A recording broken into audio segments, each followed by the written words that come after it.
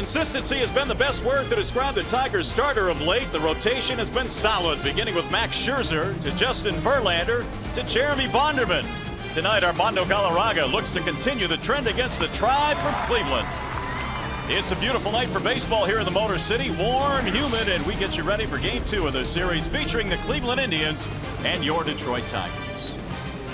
Hi again, everyone. Welcome to Tigers Baseball. Mario and Pemba alongside Ron Allen. Glad to have you with us for the middle game in the series. The Tigers losing a tough one last night, 3-2, Ron. And now the ball club has lost 8 of 10, trying to get out of this little bit of a mini funk they're in. Well, for whatever reason, the offense has kind of gone stone cold. The Oakland Athletics, they got a pretty good pitching team, and they kind of shut the Tigers down. But when Cleveland comes to town, for whatever reason, the Tigers need to figure out a way to win a game here today. All right, maybe Armando Galarraga can do it tonight. Galarraga gets the start, but the Armando we have seen this year has been both hot and cold. You know, I think the Tigers made a very wise decision when they sent Armando Galarraga down to the minor leagues. And the reason why they did so is they had Robertson, Willis, and Bonderman fighting for those last 2 position spots as far as pitchers were concerned. So they felt like they needed Armando go down to the minor leagues, get himself together, pitch well, which he did, and now he finds himself back in the major leagues. What he must do is own the 5th position. They traded Dontrelle Willis to Arizona. They've given the job to Armando. He had one outstanding start against the Boston Red Sox. He stubbed his toe against the Los Angeles Dodgers. They skipped him in the rotation one time to allow him to get some work in the bullpen, and let's hope that all works out for Armando Galarraga here tonight against the Cleveland Indians. Miguel Cabrera and the Detroit Tigers hosting the Cleveland Indians here at Comerica Park. And if Detroit combines for 3 or more home runs in this game, make sure you bring a copy of the box score to a participating Arby's location tomorrow. Get a free small order of curly fries. You can find a copy of the box score in your newspaper or at the Tigers page at foxsportsdetroit.com. Well, Manny Acta, his team has been struggling this year, but last night they won in impressive fashion, shutting down the Tigers. Jake Westbrook was good in the ball game last night. He'll be looking for the 2nd win in a row for his team in this series. Their starting lineup is brought to you by Honda Bloomfield, and it features Trevor Crowe in center field. Shin-Soo Choo is out in right, followed by Austin Kearns in left. Their cleanup man is Travis Hafner, the DH. Johnny Peralta is at third. Russell Branyan at first base. And your bottom 3 features Grudzielanek, Redmond, and Jason Donald. Scouting reports on Armando Galarraga presented by Scott's Lawn Pro. Well, what he must do is earn the number 5 spot in the rotation. They traded Dontrelle Willis away to the Arizona Diamondbacks to give the job to Armando, but now he must continue to keep that spot, and he will if he utilizes both sides of the dish with a good 2-seam fastball south of the knees. And he also needs that consistent slider, which he was able to work on in between his last start on May 22nd, excuse me, against the Dodgers, and this start today. Let's take a look at the defensive alignment by Jim Leland's club here tonight. It's always presented by Beaumont Hospital. Damon Jackson Ordonez in the outfield. Inge, Santiago, Guillen, Cabrera. They round out the infield. Avila with an outstanding at-bat last night, the 9th inning against Kerry Woods, singling sharply and driving in 1 run, able to start behind the plate today. Alex earning the start in Game 2 in the series, and hopefully his bat will begin to perk up. He's had some really good at-bats in recent games, so he'll get the call behind the plate here tonight. Well, it's a nice night for baseball. 73 degrees our game time temperature. We had some rain in the area earlier today, but right now it's fairly clear, so we hope it stays that way tonight. It should. Trevor Crowe is leading it off for the Cleveland Indians. It'll be Crowe, Choo, and Kearns here in the 1st inning facing Armando Galarraga. Tigers now 1 game over 500 at 26-25. Cleveland at 19-31. Galarraga ready to go to work, and here's the first pitch of the ball game. A little bit low and away. 1 ball and no strikes on Trevor Crowe. Crowe batting .254 with 1 home run. He's knocked in 9. Was 1 for 5 in the opener last night. And Galarraga just missed inside. Run the count to 2-0. Crowe started the year at Columbus. Their AAA team was batting .244 with 13 RBIs in 29 games. And there's a strike in the outer edge, 2-1. And Crowe getting a nice audition at the early start of this season with Grady Sizemore, their all-star center fielder, on the disabled list at least for the next couple of months with knee surgery. The 2-1. Whistled foul down the third base line. And as a young player, And when your team is struggling the way that the Cleveland Indians have struggled this year, if you could make a positive impression on your manager, you might get some more playing time even when Sizemore comes back. Indians have been contemplating some changes. As Crow skies this one in the air to center field. Austin Jackson cruising back, and that's how we start this one tonight. One gone.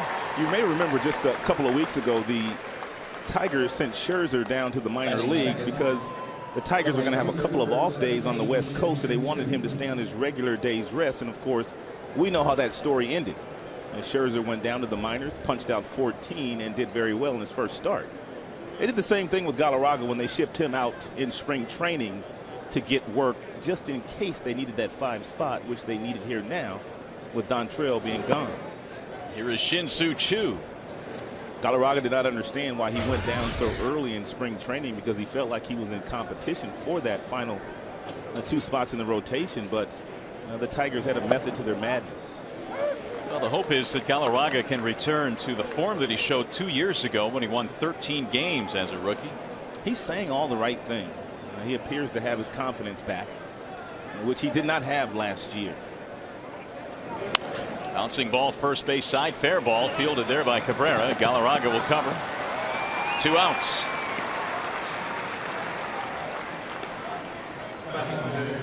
And that's going to leave it up to Austin Kearns. Galarraga's last appearance was in relief on Monday. That was against Oakland. Threw an inning and 2/3 in that game. In his 2 starts this year at the big league level, a victory and a defeat. You know, when you beat a team like Boston, that has to bode well for your confidence, which Galarraga did his first start when coming back up from the minors. But he wasn't throwing efficient strikes against the Dodgers and ended up giving up a few runs.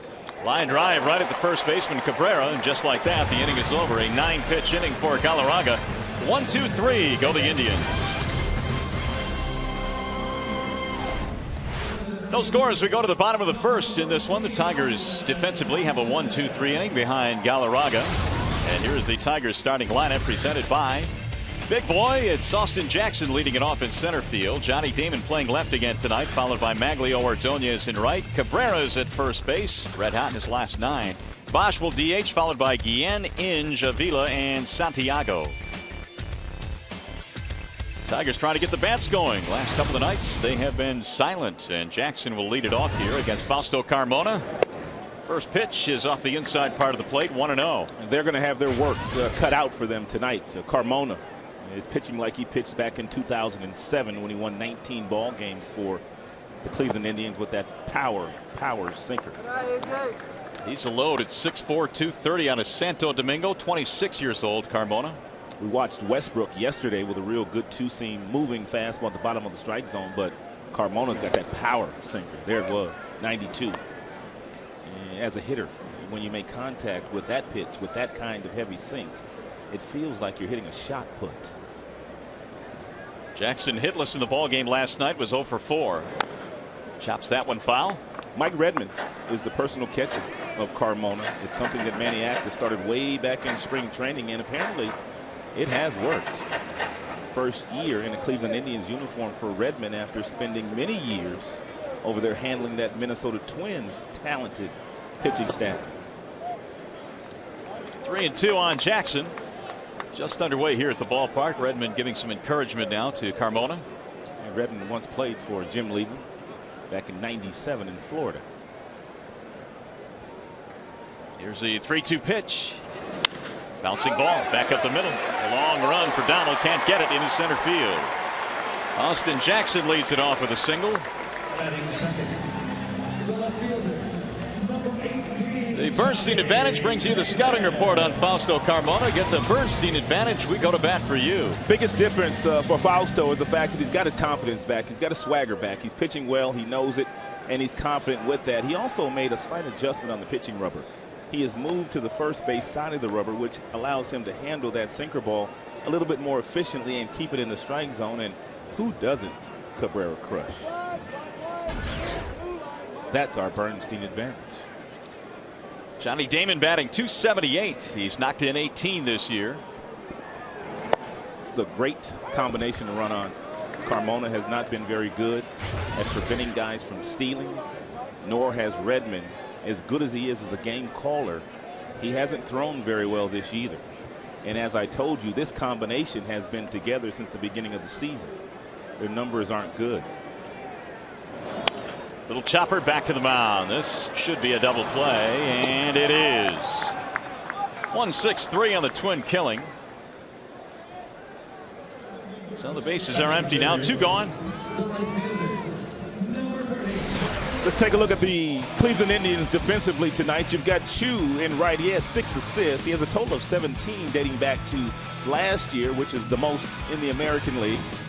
We told you that Redmond and Fausto Carmona of the battery, Donald and Grzelcyk up the middle for the Cleveland Indians. Maglio trying to get it started down with 2 outs. Ordonez has hit a bit of a rough patch here on the homestand. The average at .308, but only 3 hits on this homestand, and I guess a lot of that could be said for many guys, especially against that athletic staff, which really pitched well in the previous 4-game series here. They sure did. Here's the 1-0. And you get the feeling, Rod, that with that staff, that Oakland, even though they don't have a whole lot of power in their lineup, should be able to stay in that race in the West. They're young, and I think they're going to be just fine. And Billy Beane, I would not be shocked if he went out and maybe found a hitter, especially if that race stays as close as it is out west. Yeah, they may be hanging on to bench sheets instead of flipping him over. No question. 1 ball, 1 strike on Ordonez. Maglio lines one on 1 hop to the second baseman, Grzelcyk. And just like that, the Tigers are done. No runs, they get a hit, nobody left. 1 inning in the books, still no score.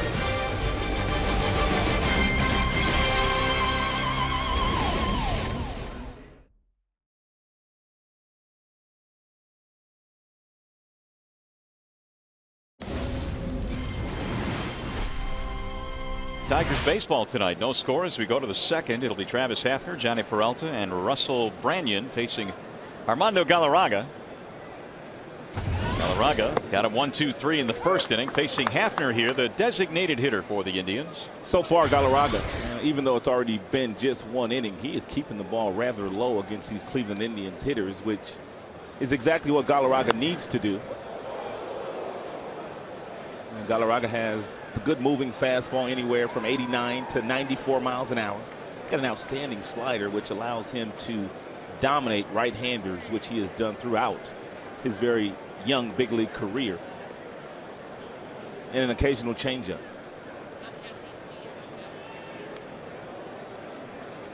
Here's the 0-2, and it's a chopper back up the middle to shortstop Santiago. Hafner is out. 4 up, 4 down against Armando. Hey, by the way, this game is available tonight in crystal clear high definition on Fox Sports Detroit HD, sponsored by Comcast. Last night we were talking about how the outfielders had to worry about the sunlight out in left field. It's kind of cloudy and overcast here tonight, so no such trouble.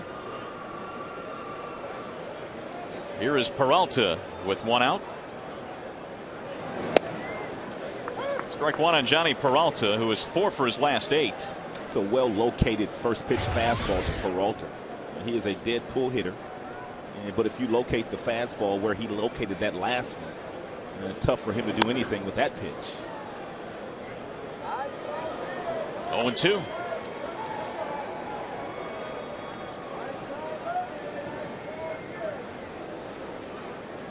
Peralta at 247. He's hit 4 home runs, had a couple of hits in the ball game last night.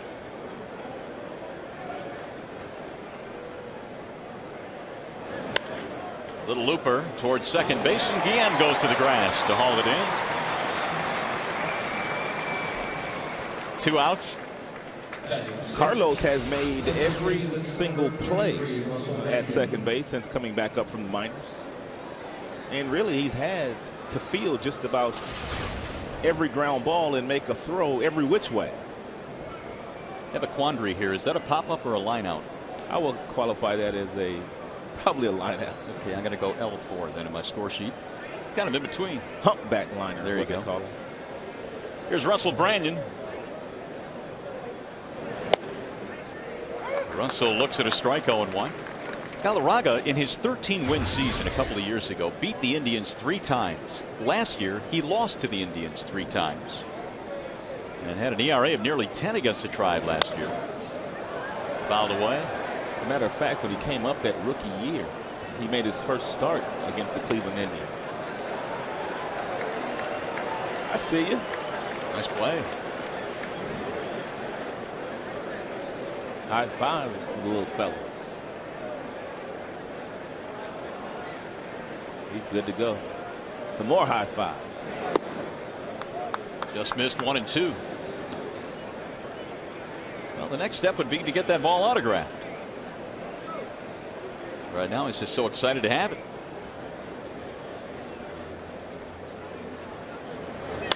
Ground ball to second base. Carlos has it, and another 1-2-3 inning for Galarraga. 6 up, 6 down against the Tigers right-hander. Cabrera, Bosch, Guillen coming up. Tigers bat at the bottom of the second in a scoreless ball game tonight. Galarraga and Carmona hooking up in game 2 in the series, and Cabrera leads it off here in the Tigers second. It'll be Cabrera, Bosch, and Carlos Guillen. Carmona gave up a single but got a double play ball in the first. Yeah, since coming to the Tigers, there's no player in the American League that has better power numbers against Cleveland Indian pitching than Cabrera. Deep into left field, way back, and another home run for Miguel Cabrera. Almost didn't get it out. He is on some kind of mission since taking a few days off with the birth of his new baby daughter, Isabella. Wow, is he special. How about this homestand now? 11 for 22 on the homestand for Cabrera. We told you that he has really good numbers against Carmona, and for whatever reason, and Carmona tried to sneak that little two-seam fastball inside to Cabrera, and he cleared his hips out of the way and hit an absolute missile into the seats and left. Miguel Cabrera with a home run, safe at home plate, safe and secure, New York life. What an unbelievable talent. He makes it look so easy. Oh, he is gifted. I mean, he is gifted. I mean, there's some things that you can teach, but some of what big fella has is unteachable. It's God-given. Bosch rolls one to second base for Grzelanica's position. One gone. Carmona struggled so much last year that they finally sent him down to the minor leagues to get some work in. And they didn't send him to AAA. They sent him all the way to instructional league, to rookie ball, to get some work last year. And then he kind of worked his way back to their staff at the end of July. And he stayed there. Didn't have a great year, but he pitched well in spring training. And he's off to a very good start this year as well. This cat won 19 games 2 years ago. 19, and he was lethal. Him and CC both, I believe, won 19 that year. Carlos Guillen batting .275. And as you can imagine, they went to the postseason that year and probably should have got to the World Series. Weren't they up 3-1 against the New York Boston? Was it Boston or New York? It was Boston that year. Up 3-1. And they were up huge. Yeah, they lost. Look at those numbers. 13 and 19. There's another ground ball. He's getting a lot of those early on. We expected that. And Branyan makes the play, 2 gone. We were talking about when he was sent down. The last start he made before he was sent down was against the Minnesota Twins. Mike Redmond was playing for the Twins at that time, and he had an 0 for 4 against Carmona, and he was saying to himself, as everybody else on the Twins was just hitting Carmona really hard, how could this guy with this type of stuff not have success? And then the very next day they sent him down to rookie ball. Yeah, yeah. And I guess confidence had a whole lot to do with it. Inge takes a ball inside, 1-0. I mean, you don't want to give too much credit to Redmond because obviously Carmona is very talented, but it has to have helped to have the kind of leadership qualities that he does have now, with Redmond being behind the plate to kind of help him along. Of course, Marson, who caught last night, is still very young, but you have to figure out ways to get your backup catcher into action, and this is the way that they figured out to get Redmond some action, by catching Carmona. And certainly it's a spot that Redmond is familiar with, backing up Joe Mauer in Minnesota. He was in Florida for a while, and you know, he's just a guy that has been around so long that gives so much to your club because he knows his role. Fastball in, missed inside, too far, 2-1. That's why he stands now on the first base side of the rubber, because of that two-seam fastball that he really has a tough time of, you know, commanding. I mean, a lot of times that ball still runs in on the hands of the right-handers. And a leaping catch at third by Johnny Peralta to end the inning. But the Tigers take the lead thanks to the big fella. Cabrera with a line drive home run. And it's 1-0 Detroit.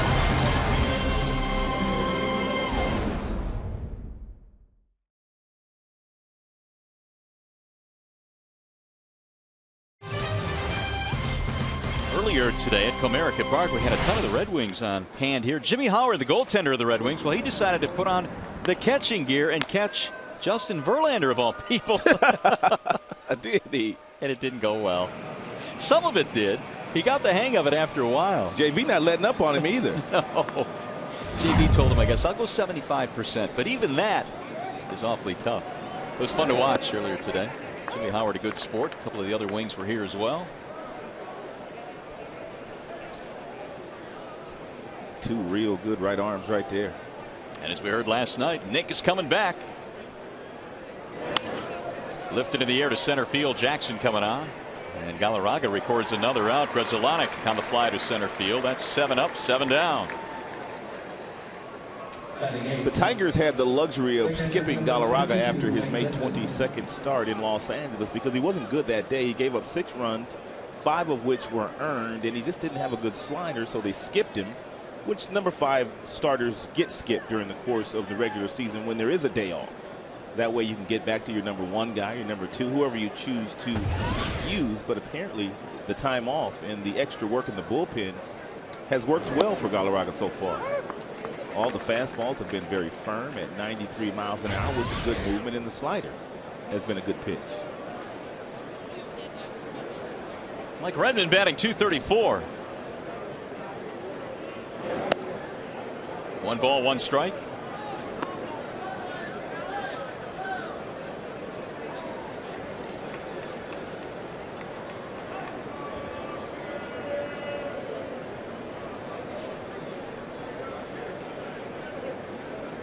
Here's the 1-1.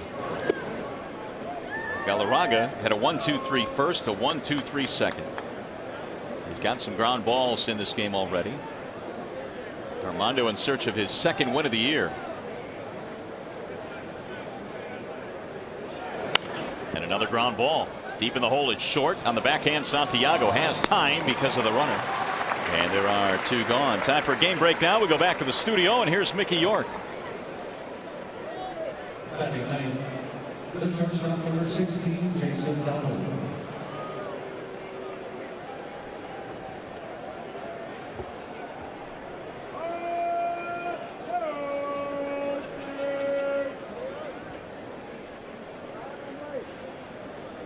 All right, Mick, thanks. So the Dodgers on the heels of San Diego, who surprisingly here in the month of June is leading the West in the National League. Edwin Jackson started that game today for Los Angeles and pitched 9 shutout innings against his former club, the Dodgers. And that is looped toward right field. It is going to drop foul. Well, we all saw Jackson at his best here in Detroit, and when he is on, he can be awfully good. Good power pitcher. Tenacious on the mound. 0-2 on Jason Donald, who bats with 2 outs here in the 3rd. Donald 2 out of 4 last night, including a 3-bagger, but did not score.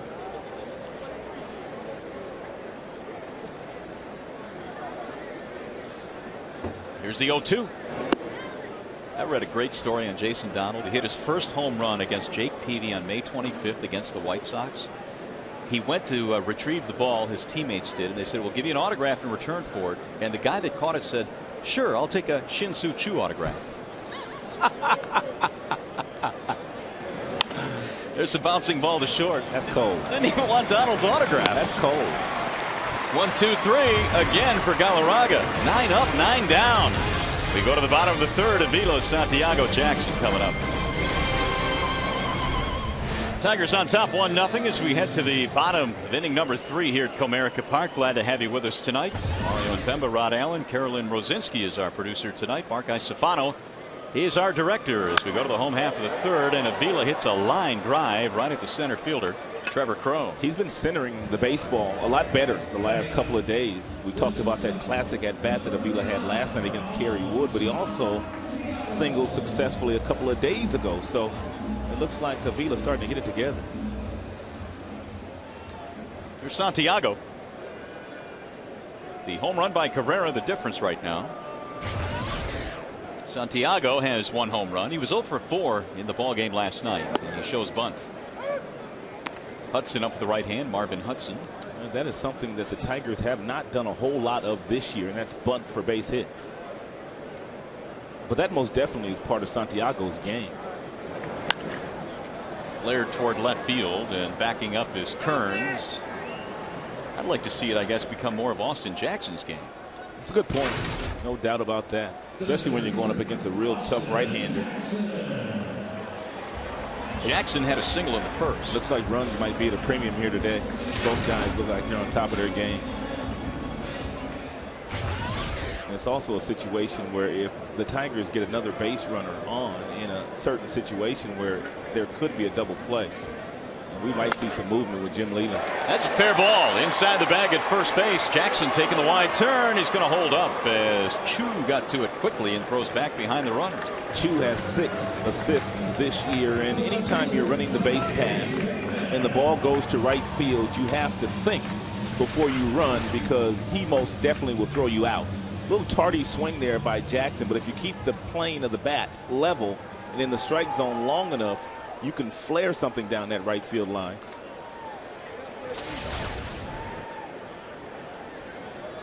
Well, Jackson pretty much has to steal this time with 2 outs. He's got to get himself in a scoring position. And we already told you this is a good combination to run on. Pitch out. Still thinking along the same lines. Nothing doing, though. Carmona almost gave that pitch out away. When you pitch out, the last thing you want to do is tip off the base runner that you're going to throw a pitch out.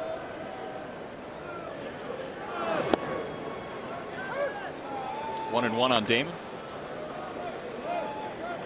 Johnny hit into a double play back in the first.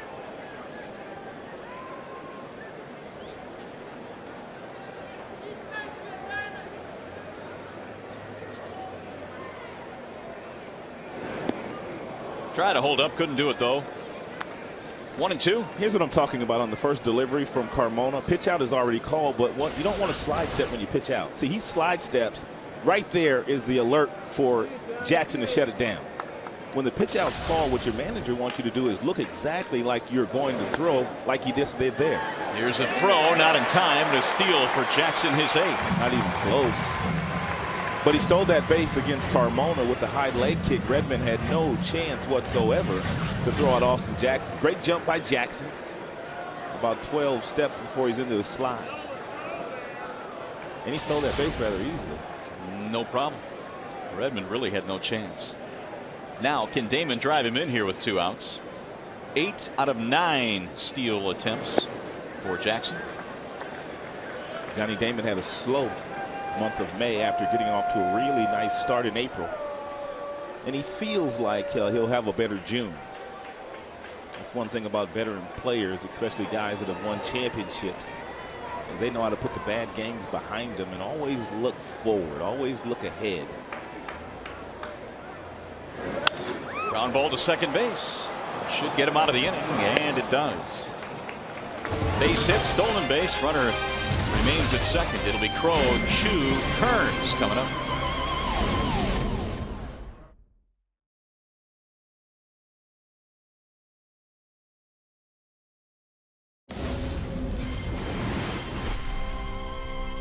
It'll be the top of the order coming up. Trevor Crow, and then Shin-Soo Choo and Austin Kearns.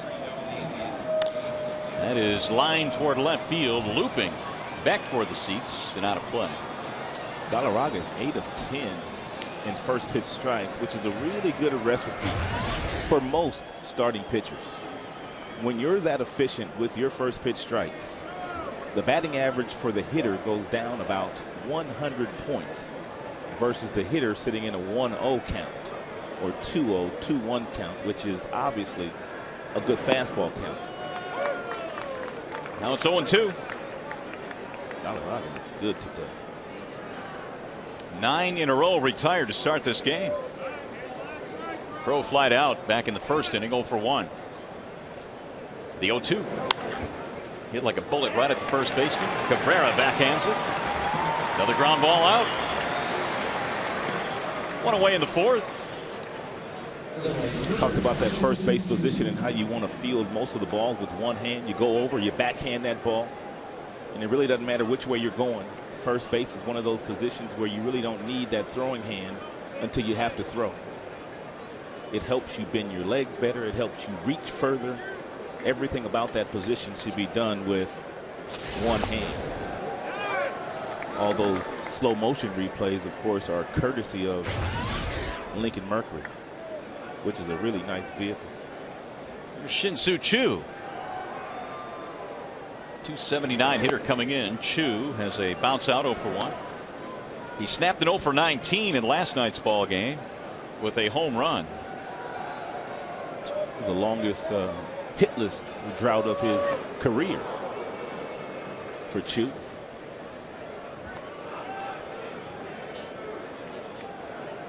Looked like he got himself a slider at the bottom of the strike zone and just went down and got it and flipped it out of here.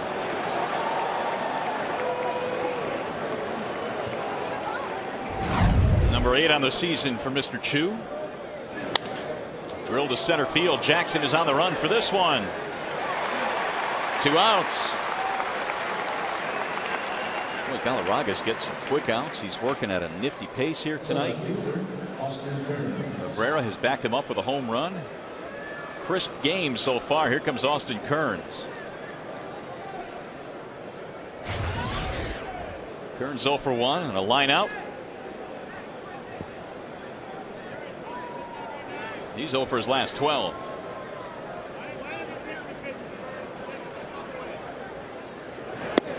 There was some thought going into this season, and Kearns was not guaranteed a roster spot coming into spring camp, and I think the Indians thought Laporta and Brantley would see a lot of the time in left field, but Kearns, who was limited to just 80 games last year because of thumb surgery over in the National League, really has kind of grabbed that position and not let go. He's a veteran player. He was a non-roster invitee in the spring training for Manny Acton. You talked about their relationship last night in Washington when Manny was there. Austin played for him, so Manny was familiar with what Austin could do. Skied and foul ground, first base side. Cabrera can't quite get there.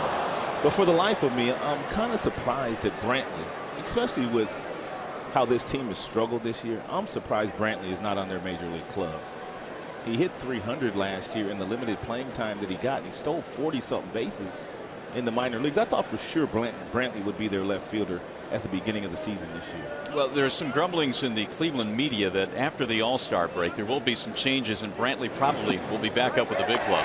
There's strike 3, and Galarraga continues to cruise along. That's his first strikeout, but he hasn't needed many tonight. Another 1-2-3 inning, 4 in a row to start the game for Armando.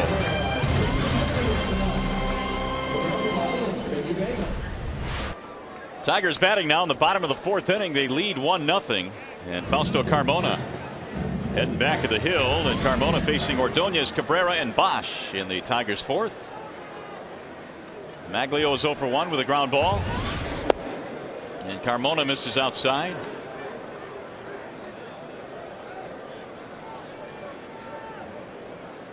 One ball and 1 strike on Ordonez. 0 for 5 in the series, and he shatters his bat, rolls one toward third. Peralta with an easy play, 1 gone. There's that AT&T trivia question again. And the question was, which 2 Indians teammates combined for more doubles in a season than any other duo in the history of the major leagues? 2 former Indians. Who are they? George Burns and Tris Speaker back in 1926. I didn't get that one. No. Strike called on Cabrera. Miguel homered back in the 2nd, the game's only run.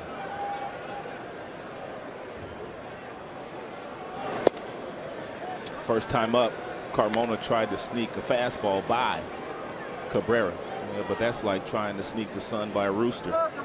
Just doesn't happen. Nice pitch. 88 miles an hour. What a slide piece. Cabrera now 15 home runs. Second in the majors. He's behind Batista of Toronto, who has 16. Slowly tapped up the middle. Jason Donald throws him out.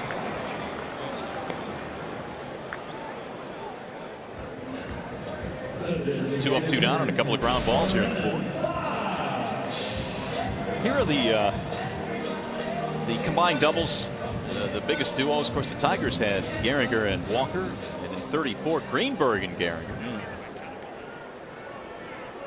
A-Rod, Edgar Martinez back in the 96 M's. Here's your list. Brendan Bosch, 0 for 1 with a ground ball. I say that a lot tonight. Ground ball. Both pitchers have gotten quite a few. The 1-0 pitch.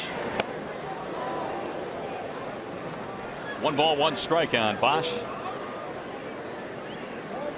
The Rookie of the Year in the month of May, which gives the Tigers now back-to-back rookies. I should say Rookie of the Month, not Rookie of the Year. Back-to-back Rookies of the Month. 1 in April, Austin Jackson. 1 in May, Brendan Bosch.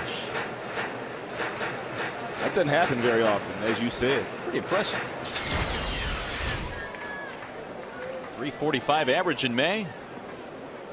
10 multiple hit games, 15 RBIs. The 1-2 is swung on and missed, and Carmona continues to cruise along as well. That's his first strikeout, a 1-2-3 frame. Let's go to the fifth.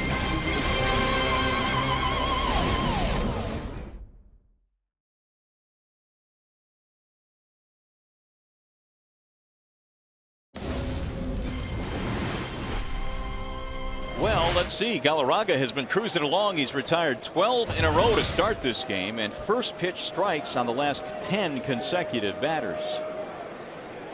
And leading it off, it'll be Travis Hafner. And Travis will probably be swinging in. Ball 1. And so much for the streak. It'll be Hafner, Peralta, then Russell Brandon. A little mini shift these days on Hafner. And Santiago not playing him as far in the hole as they normally would when he's going really good. And he's going pretty good right now. But an abbreviated shift these days for Travis, better known as Prunk, when he's getting it done. Inge runs out of room. Travis is a good kid. I enjoy talking to him down around the batting cage. Sprays it all around. He's 10th in Cleveland history in home runs with 166. Most of those as a designated hitter. Here's the 2-1 pitch. Swing and a miss. 2-2 on Hafner. Galarraga's pounding that strike zone today. This was disguised as a strike and ended up at the bottom of the strike zone. Great location.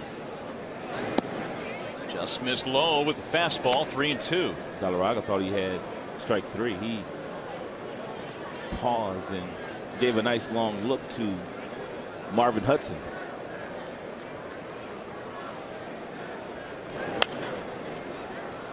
Lifted toward left field. Damon will get to foul ground to make the play. 13 straight retired by Armando to start the game.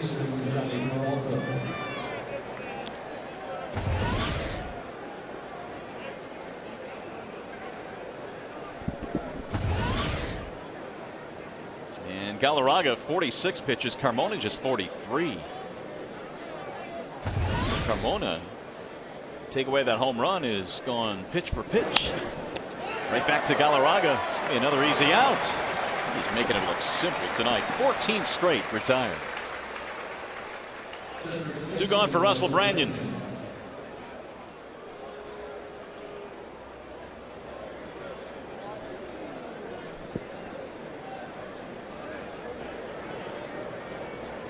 Peralta now 0 for 2. Brandon is 0 for 1 with a ground out.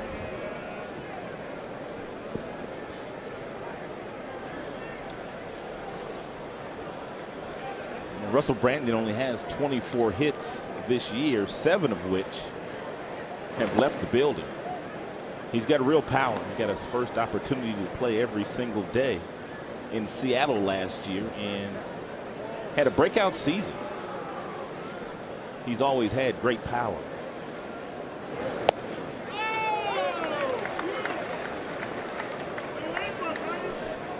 Brandon homered in the ball game last night. He showed off that power. Was signed as a free agent in February. Started this year on the disabled list with a bad back. And he hits this one right off the mound. It'll roll toward Brandon Inge, who gloves it and throws him out. I see you, Brandon. It's been that kind of night for Armando Galarraga with a sly grin on his face, and the Tigers get another 1-2-3 inning.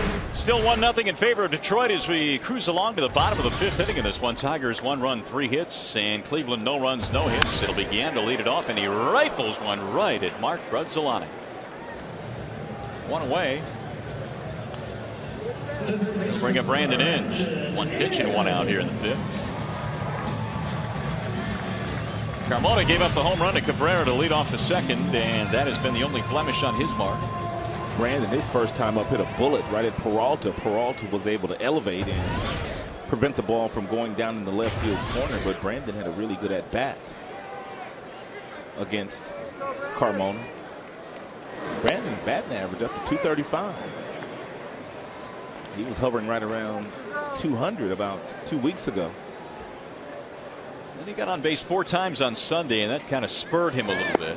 He had a walk, he had a couple of doubles, hit a home run in that game against the Athletics. And most of these guys are still at the plate appearance count, where if you have a good week, your batting average can still go up about 60, 75 points.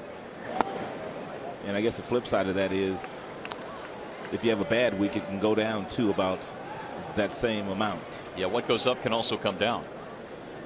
And Lloyd McClendon, just as most hitting coaches in the major leagues, it is a hard job. 2-2 on Brandon Inge. 6 for his last 11 to raise that average.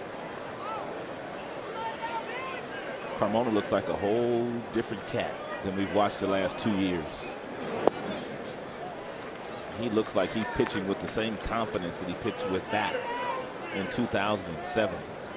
You know, it's funny because even in the last 2 years when Carmona was struggling, his ERA against the Tigers was 3.74. He was still wearing them out, huh? Yeah, he was. And the rest of the league was over 6. Swing and a miss. Tigers have always had a lot of right-handed hitters on their team, and Carmona has posted some pretty good numbers against right-handers. And you can see the two-seam fastball, and it's just got unbelievable movement to it.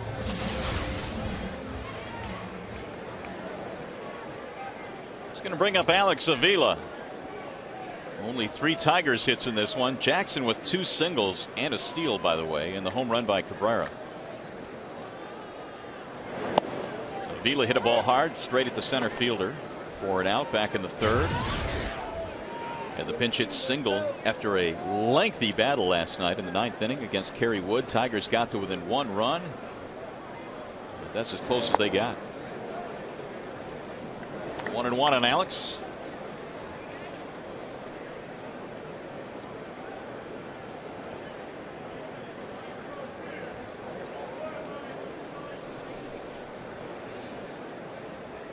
Carmona working quickly, the 1-1 pitch. Toward left field, sinking, base hit. So Avila continues to get that bat going. 2-out single. That'll give Santiago a chance. Tigers have their 4th hit of this ball game.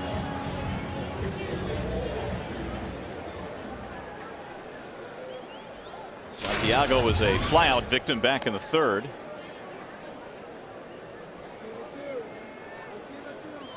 Last season, one of the problems Carmona had was getting left-handed batters out. They hit and hit and hit against him.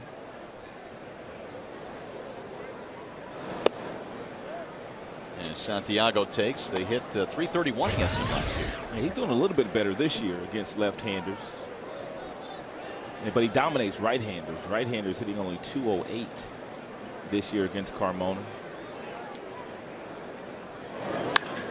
To center field. Trevor Crow almost over his head. Inning over. Tigers get a 2-out single. We head to the 6th inning, where it's still 1-0 Detroit.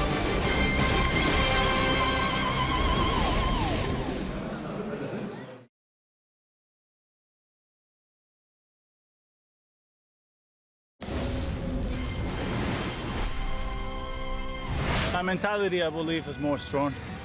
And, you know, it's not like I have a bad outing and I'm going to go down and, you know, start thinking about it. Just like, don't think too much, go over there in the mound and do my job.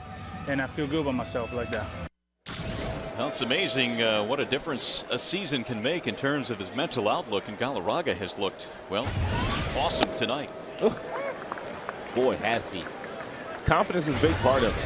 And you could tell he didn't have a whole lot of that last year. There were a few games where Galarraga kind of pitched like he pitched in his rookie season of 08, but for the most part, he just was lacking confidence last year. He's ahead of Grzelcyk, who has been a really good hitter in his career, 0-2. Not lacking any confidence here today. 15 straight retired by Galarraga to start this game as we play in the 6th inning. Tigers lead 1-0.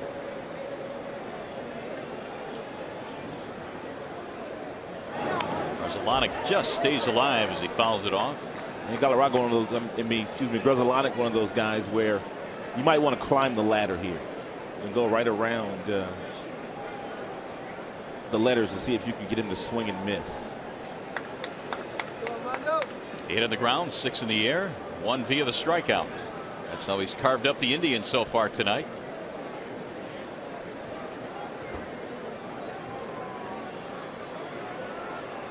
Grzelcyk had a couple of hits and an RBI last night, a career .290 hitter. He's been around so long that Jim Leland remembered when he came up with the Montreal Expos when Leland managed the Pirates over in the National League. He's 39 years old. Checked it, and he went around. Strike 3. The second strikeout for Galarraga. Been amazing tonight. Grzelcyk, one of those guys that usually does not check his swing because he's not usually over swinging with 2 strikes, and by him doing so gives you an idea of the filthiness that Galarraga has here tonight. Here's Mike Redmond in there for a strike. 0-1. First pitch strike after first pitch strike.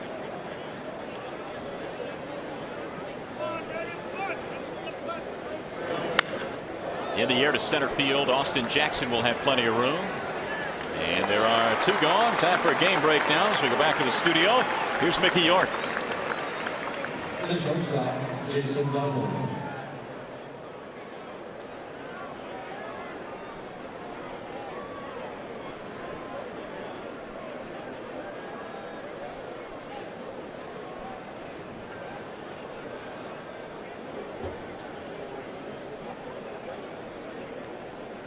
Really? Wow, that I guess it's not surprising.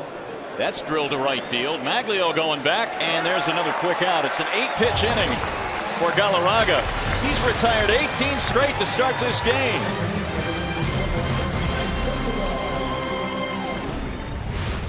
Welcome back to the 6th inning, and it's time for the Coors Light Freeze Cam. You don't have to go back very far. Just the last half of last inning. Russell Brandon hits one off the heel of Galarraga, and Brandon ends. Johnny on the spot. He scoops it. He shuffles it on to Cabrera for the final out of the inning. Coors Light Freeze Cam is brought to you by your Frost Brewed Coors Light. So here's the top of the lineup now for the Tigers. Austin Jackson leads it off.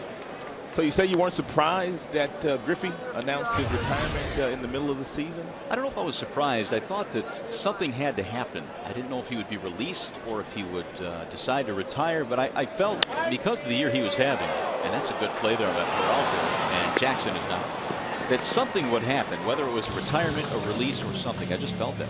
Well, Jack Zarincic, their general manager, he told Ken Griffey Jr. Earlier this year when that bad press came out of their clubhouse about he was sleeping and Don Wakamatsu wanted him to pitch, hit, whatever the case may be. But Jack Zarincic told Griffey, this is on you. I am not going to release you. You do what you do. I'm not going to be part of it. And we were out there 2 weeks ago, and he didn't get off the bench. No, he didn't. He did not get off the bench. No, and I still maintain everybody has their opinion on who the best player they've seen play, and I know there are a lot of great ones, but I still maintain Griffey, for me, was the best overall talent that I've seen play when healthy. There is not a lot of people that would even argue with you on that. He was special. When he came to the big leagues at age 19 in Seattle, he was the poster child of all of baseball. I mean, all of baseball. Kids across the country started wearing their hats backwards and wearing Ken Griffey Jr.'s number. Nice running catch at a basket play by Trevor Crowe. Line drives are staying up rather lengthy in the outfield today. 2 gone, and by the way, you can vote for your Tigers McDonald's player of the game. You better hurry up, though. Using your cell phone, text Tigers followed by a space and then the player's uniform number to 37338. That's FSDET. See the final results post-game during Tigers Live. I can only assume who's leading at this point. Maglio cuts and misses 0-1. I had a picture with Ken Griffey Jr. in Sheffield and myself and my daughter that we took a couple of years ago. And I am glad I got Ken Griffey Jr. to sign that picture when we were in Seattle, or my daughter wouldn't have forgiven me. Diving play by Donald, and he got him. It's a well-played game. He held out of the bag with his big toe. Brandon, nice play. Side retired. 1, 2, 3, they go. Let's go to the 7th.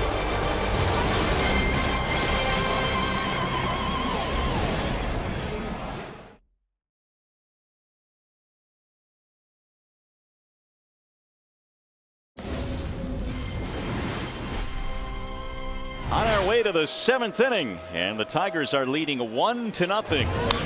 And a bouncing ball hit to the second baseman off the bat of Trevor Crowe, and 1 pitch and 1 away. Boy, is he threading the strike zone. And now you have some of the Cleveland Indians hitters coming to the plate, swinging at the very first thing that they see because he has been so good with his first pitch strikes. Look at that ratio. 14 balls.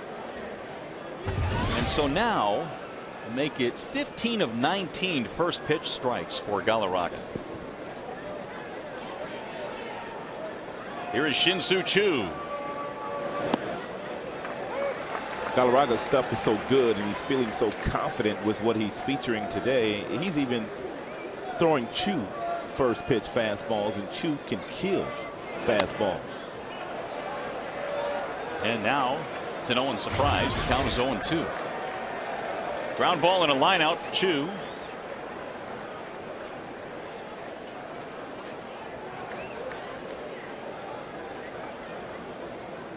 Here's the 0-2 pitch. In the air to center field. Jackson coming over. He's there. 2 gone. 20 in a row.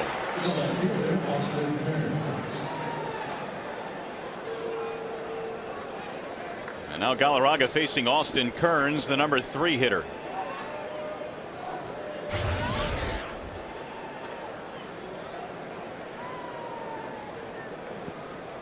Kearns a strikeout and a line drive.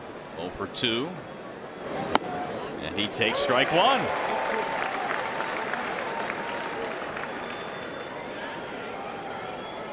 Just about every fastball that Galarraga has thrown today has been right at 93 miles an hour with outstanding life on it. There's a ground ball to short. Santiago to his left. 21 in a row. The Indians have not had a base runner tonight.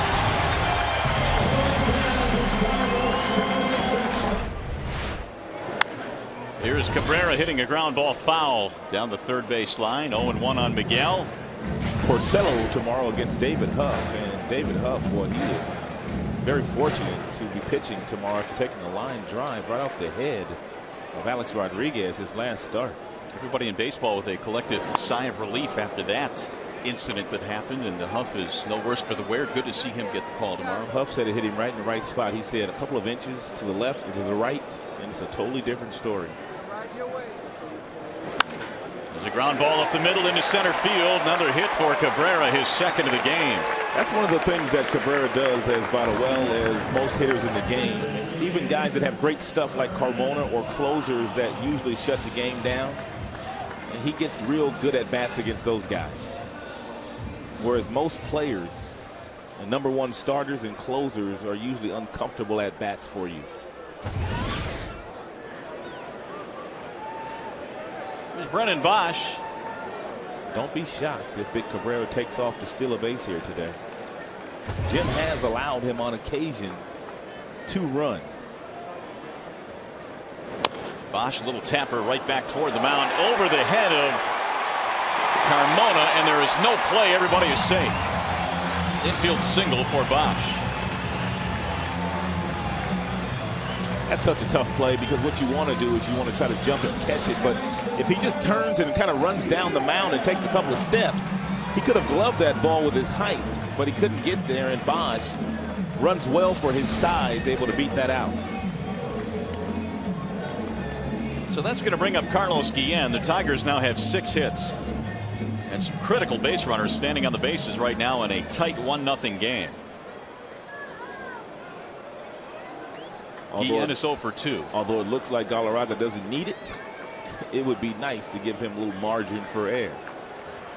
That is for certain.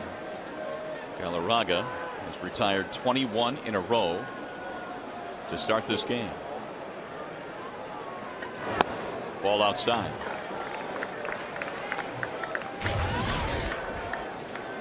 Carlos has had 3 hits on the homestand since returning off the disabled list.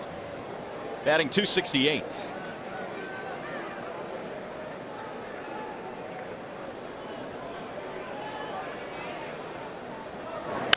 Ground ball to the right side. Fielding there is Branyan. Fires to second one. Carmona covers. Not in time.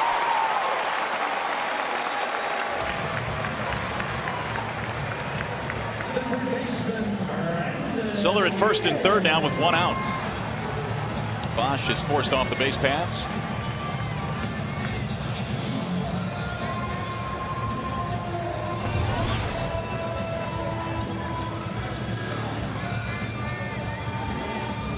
Cabrera down at third base.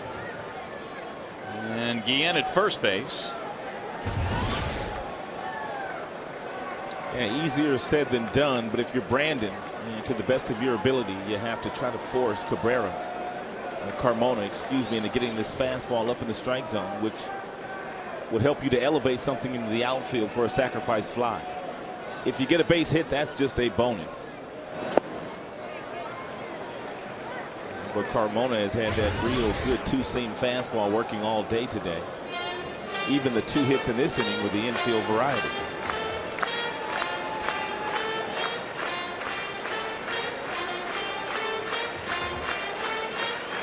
One ball, no strikes. And Brandon Inge, a line out, a strikeout.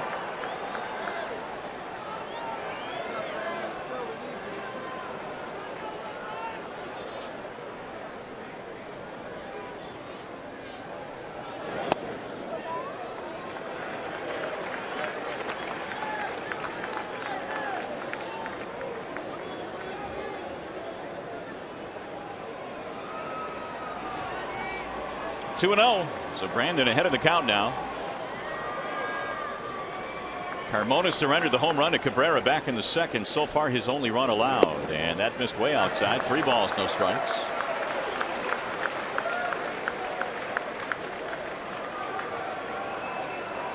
Galarraga surveying the situation, thinking about what an unbelievable game he has pitched to this point. I would green light Brandon Inge right here. I'd give him 1 swing right here. 3-0. If he gets the fastball, I'd let him hack.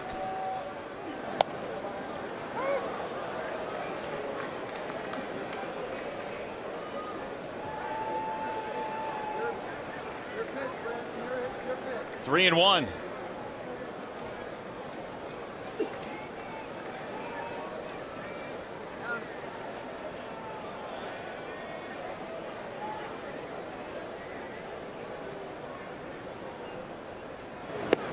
And there's a strike on the outer edge. Brandon thought it was ball 4, but he's called back by Marvin Hudson.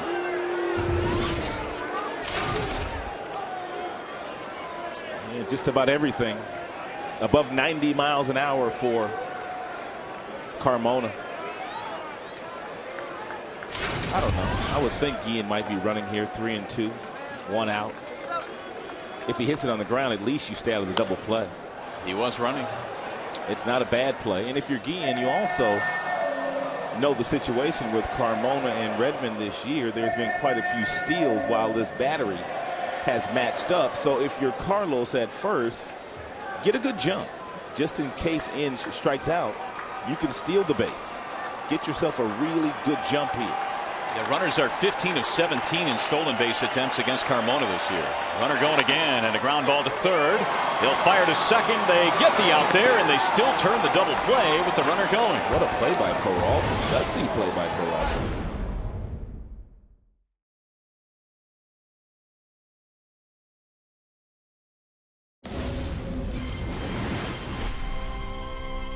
Here's our Comerica game summary. Armando Galarraga has been spectacular tonight. Cabrera has hit a solo home run, and Jackson is 2 out of 3 for 21 multiple hit games this year. But the story is Armando Galarraga. No question about that. 21 in a row retired as he goes to work in the 8th inning and a 1-0 Tigers lead. In the first pitch, to no one's surprise, a strike to Travis Hafner. 18 of 22 first pitch strikes. Hafner is 0 for 2, ground ball and a fly ball.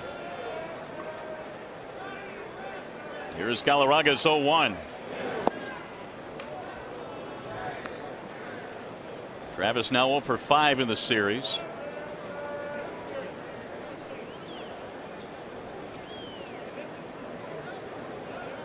Galarraga has been cool as a cucumber tonight. The 1-1 is a bouncing ball to short. Santiago has it. One gone.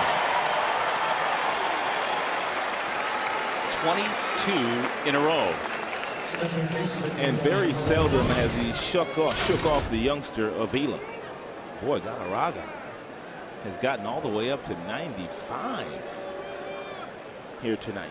He has literally been Superman this evening. Here's Johnny Peralta. It's kind of hot and humid out there, and he's not even sweating. And he's a sweater. There's a strike on Peralta, who's 0 for 2. He's making the Indians sweat right now. He's dealing. No question about that. The 0-1. Swing and a miss. 0-2 on Peralta. And he's doing this really under immense pressure, considering he has just a 1-0 lead.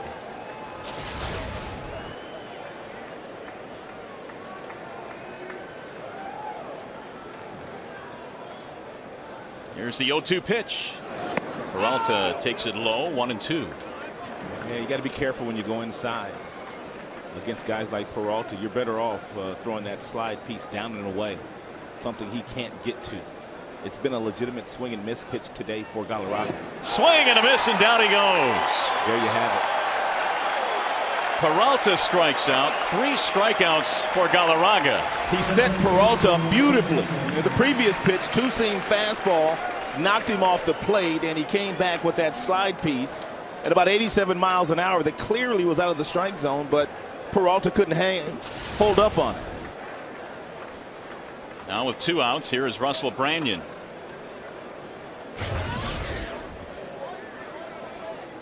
Branyan has put the ball on the ground twice. And he takes strike 1.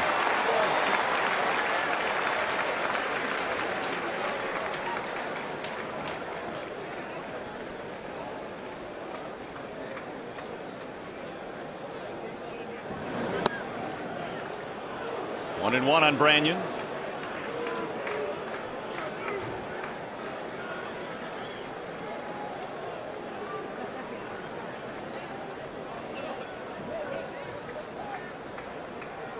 The most pitches that Galarraga has thrown in any one inning tonight is 11 in the 4th inning. He had a 6-pitch 7th.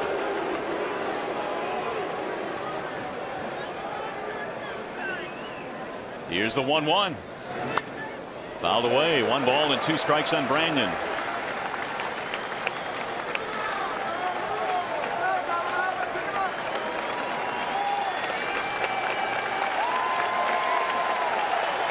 One and 2 on Branyan.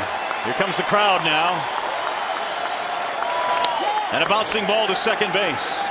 Guillen. 24 in a row for Galarraga.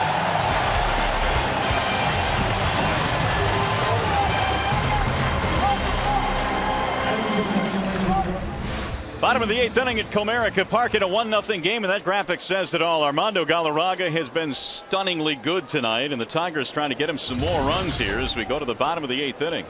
It'll be Alex Avila to lead it off, and he skies the first pitch in the air toward left. Austin Kearns coming under it, and 1 pitch, 1 away.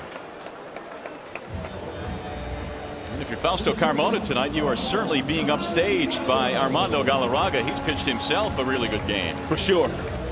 And we talked about it earlier. Carmona is looking like he looked back in 2007 when he won 19 games and finished in the top 5 in the Cy Young Award voting, which went to his teammate CC Sabathia. Santiago showing bunt. He's a big boy, though. Just a big moose is Carmona. You could fit a car between Galarraga and the rest of his teammates. A big car, too.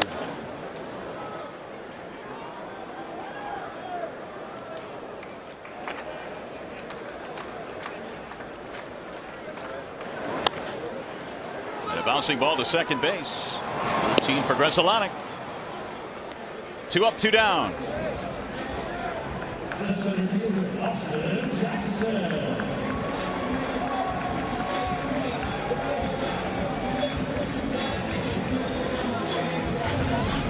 Here's Jackson now. 2 out of 3, a couple of singles, a steal, and Austin now batting .329.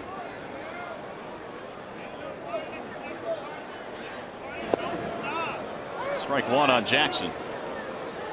Carmona himself has been extremely productive tonight in terms of his pitch count, just 80 as we play here in the 8th. And Carmona, and it really wasn't even a bad pitch, and the ball that Cabrera hit out in the second inning. It was a good fastball. It was firm, mid-90s, and Cabrera touched him up for a solo shot in left field seats. Meanwhile, Jackson's had a nice day himself, but Jackson has had a nice year.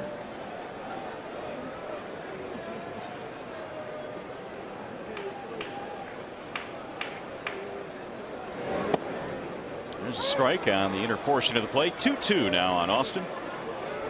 Trying to get something started here with 2 outs in the 8th.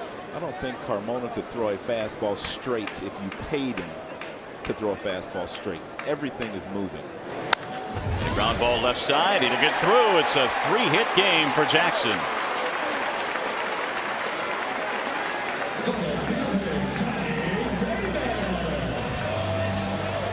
Maniacta has already pitched out once while Jackson was on first base. It was the last time he was up, and later on in that count with Johnny Damon standing there, Jackson stole second base. With 2 outs, no doubt he'll be trying to get down in the scoring position once again against this combination of Carmona and Redmond. Redmond is only 2 for 22 and throwing out runners. And we told you that he is the personal catcher of Carmona. So the majority of those steals that have been given up while Redmond's been behind the plate has been when Carmona was towing the rubber. Popped up, back out of play. No balls and 1 strike. Getting fired up. Easy.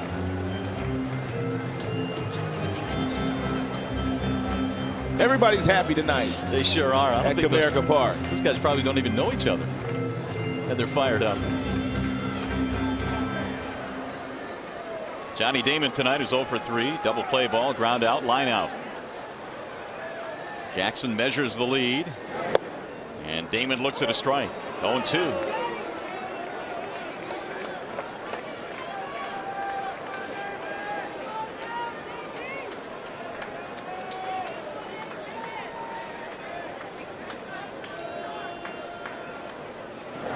Bouncing ball just past the pitcher. It'll go to the shortstop. Donald throw. No, he's safe. Ooh, it was close, and Damon beat it out. That's what Johnny Damon always talks about. He said really it only takes 1 good plate appearance on any given night. Clearly not swinging the bat the way that he would like to, but he's hustling down the line, and Donald lobs the ball across the diamond. It looked like they may have gotten him, But the call goes to Damon. Something else you watch there with Damon. And just a little lesson for those of you that play baseball. When you're running down the first baseline, hit the front part of the bag, the first part of the bag that you could hit. Because had Damon reached and hit the middle of the bag, he doesn't get that base hit. So now here is Maglio Ordonez as the inning is still alive. Tigers trying to tack onto their 1-0 lead in the bottom of the 8th.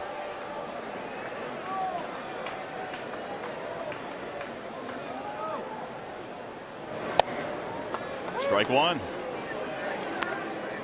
8 Tigers hits tonight. The difference is the home run by Cabrera way back in the 2nd. He let it off in the 2nd inning with a home run off Carmona.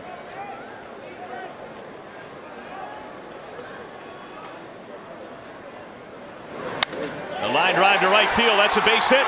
Jackson coming around third. He's going to score. Chu has trouble with it in right. Damon will go to third and stop there. And now Damon trying to score in the overthrow, and he will, standing up.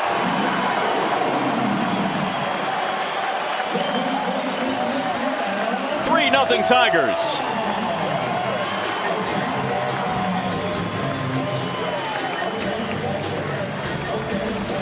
Classic Maglio Ordonez at bat. He takes the 93-mile-per-hour fastball, gets his hands inside of it, and rips the ball into right center field. Chu gets over, he knocks it down, he bobbles it, he kicks it, and he comes up and fires the ball into the infield. And Johnny Damon running with his head on a swivel, able to pick up that the ball was not thrown in properly and was able to score. Single RBI. E9 allows the 2nd run to score. What a big at bat for Damon, keeping the inning going and then scoring the 3rd run. No doubt. Good base runner. Good instincts for Damon. Here's Cabrera. Swing and a miss, 0-2.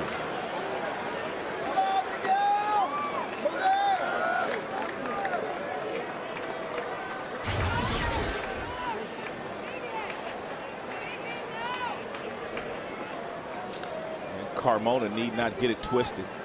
Even though he's ahead in the count, no balls and 2 strikes to Cabrera. He better make a quality pitch. Cabrera with 15 home runs and 49 RBIs and has been one of the best hitters in the American League since putting on that Tigers uniform at the start of 2008. Low again, 2-2.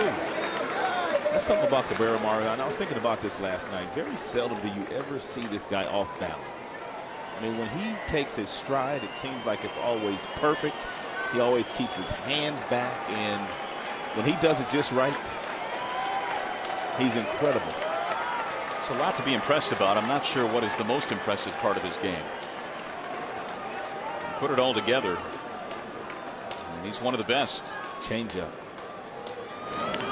Fouled it off. An 86-mile-per-hour changeup. That's not the proper differential. When you throw 93, which is where the majority of Carmona's fastballs have been, you want, as a pitching coach, at least 8 to 10 miles per hour differential in between those 2 pitches. Or else there's really no deception and you really don't fool good hitters like Cabrera.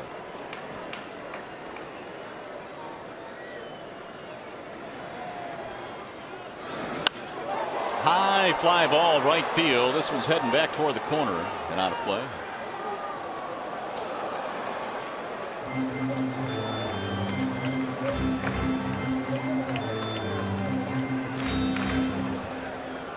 Two and 2. 3-0 lead for the Tigers and Armando Galarraga.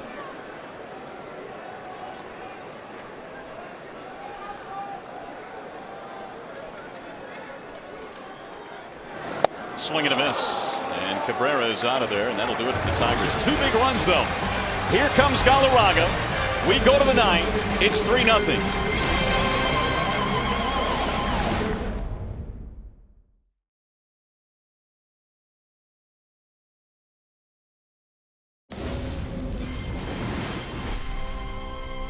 We are headed to the 9th inning. Armando Galarraga has retired 24 consecutive batters. And he has the bottom 3 hitters in the lineup to face here against the Indians.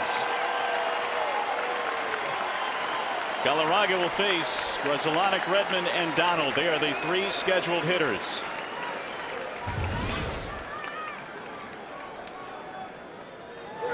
And a swing and a high fly ball toward left center field. Jackson is on the run, still going. He makes the catch. Oh, Jackson!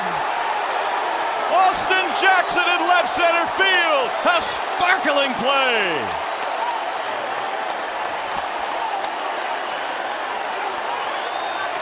Oh my goodness. Unbelievable.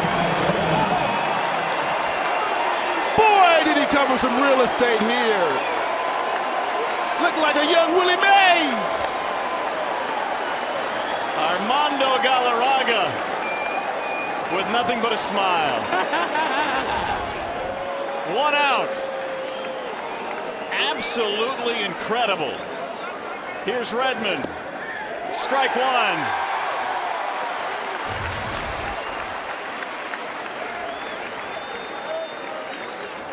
Austin Jackson with perhaps the play of the year so far. 1 ball and 1 strike on Mike Redmond. Boy, they are bunching Redmond just the way that they need to bunch him, because he gets lots of base hits right into right field, right center field. And they got him played perfectly right now.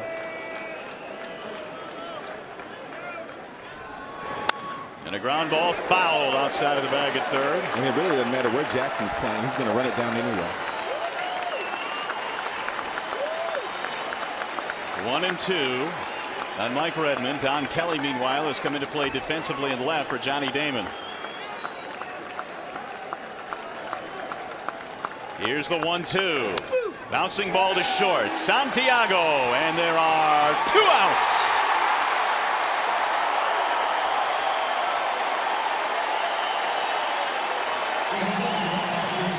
'26 up, 26 down. Here comes number 27. It's Jason Donald, and a crowd of better than 17,000 to its feet. The guy we've been waiting for all night.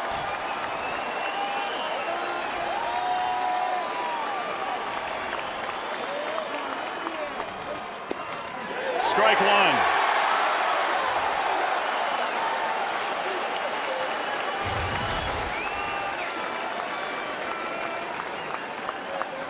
For 2 for Donald tonight. The 0-1. 1 ball and 1 strike on Jason Donald.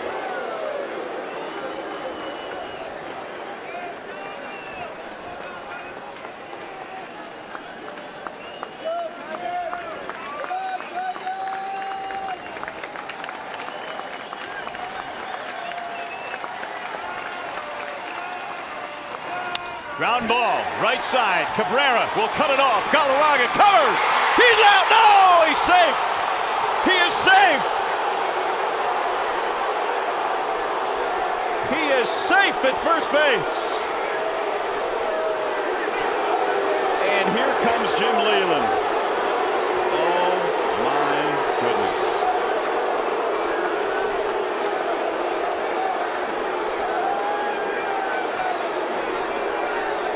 Jim Joyce said he was safe at first base. You make the call.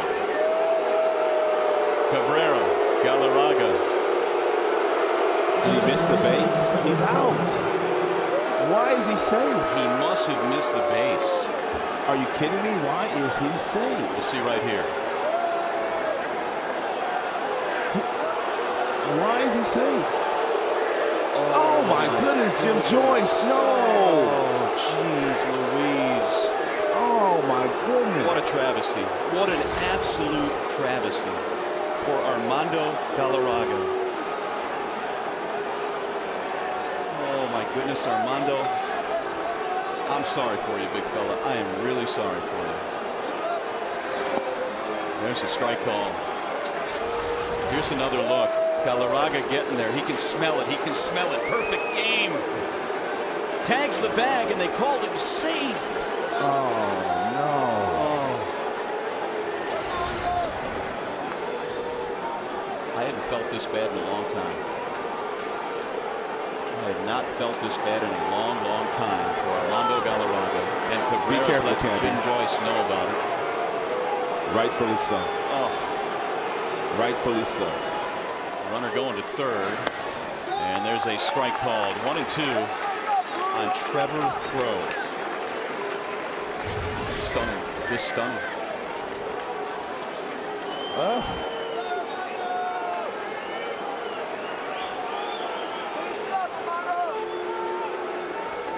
Here's the 1-2 pitch.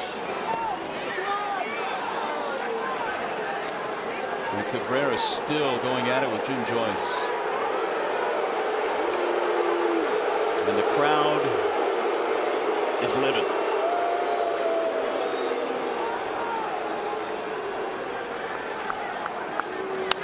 Bouncing ball left side, Brandon in. I have never been this disappointed after a Tigers win. Oh my goodness.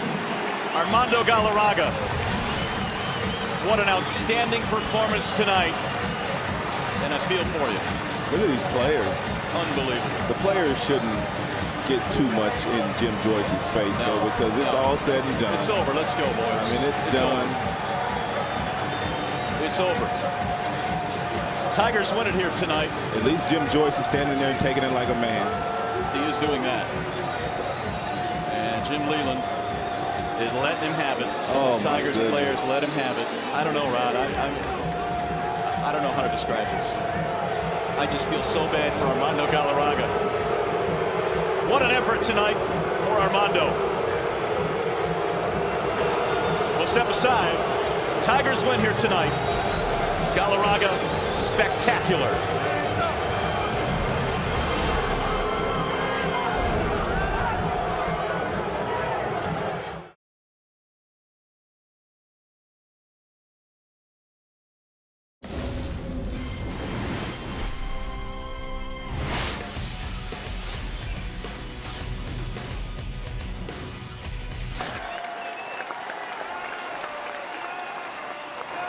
Ground ball, right side. Cabrera will cut it off. Galarraga covers. He's out. No, he's safe. He is safe. He is safe at first base. And here comes Jim Leland. I don't know about you, but my stomach is still churning. Hi, everybody. Welcome to Tigers Live from the Coliseum Studios. I'm Mickey York. 3-0 the final. The Tigers win, but the score is not the story from this one. The story was Armando Galarraga and a call that altered the course of history. Let's be honest about it. I mean, it left all of us speechless there for a moment, and we weren't named Armando Galarraga. Galarraga, however, mustered as many words as he could with Trevor Thompson as he came off the field a short while ago. I believe the quote you use in a situation like this is, "You was robbed." Your thoughts, Armando? Tremendous game, obviously, but your thoughts on the play that spoiled what would have been perfection? Yeah, it was my fastball. And I don't know, I feel real nervous. I feel good, though. That was probably my best. It was my best game so far. And I hope we'll keep going like that. And I don't know what to say. You know, the decision, the last inning, I have to see the replays, but I mean, I feel really good. Well, I can tell you right now, I've seen plenty of replays, and the call was blown, but let's talk to a call that wasn't blown. Austin Jackson out in center field, that over-the-shoulder catch. It looked like destiny at that point, don't you think? Yeah, I mean, when he got that catch, I mean, like, come on, you know, you got it. I was thinking and attack that guys. I don't think it, you know, not too much about the no-hitter.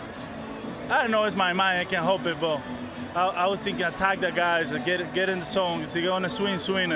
And when I see that play, say, okay, you got it now, you got it, bro. Talk about your emotions throughout the night. The crowd behind you, guys in the dugout, whatever you might have experienced tonight, tell us about what went through your mind.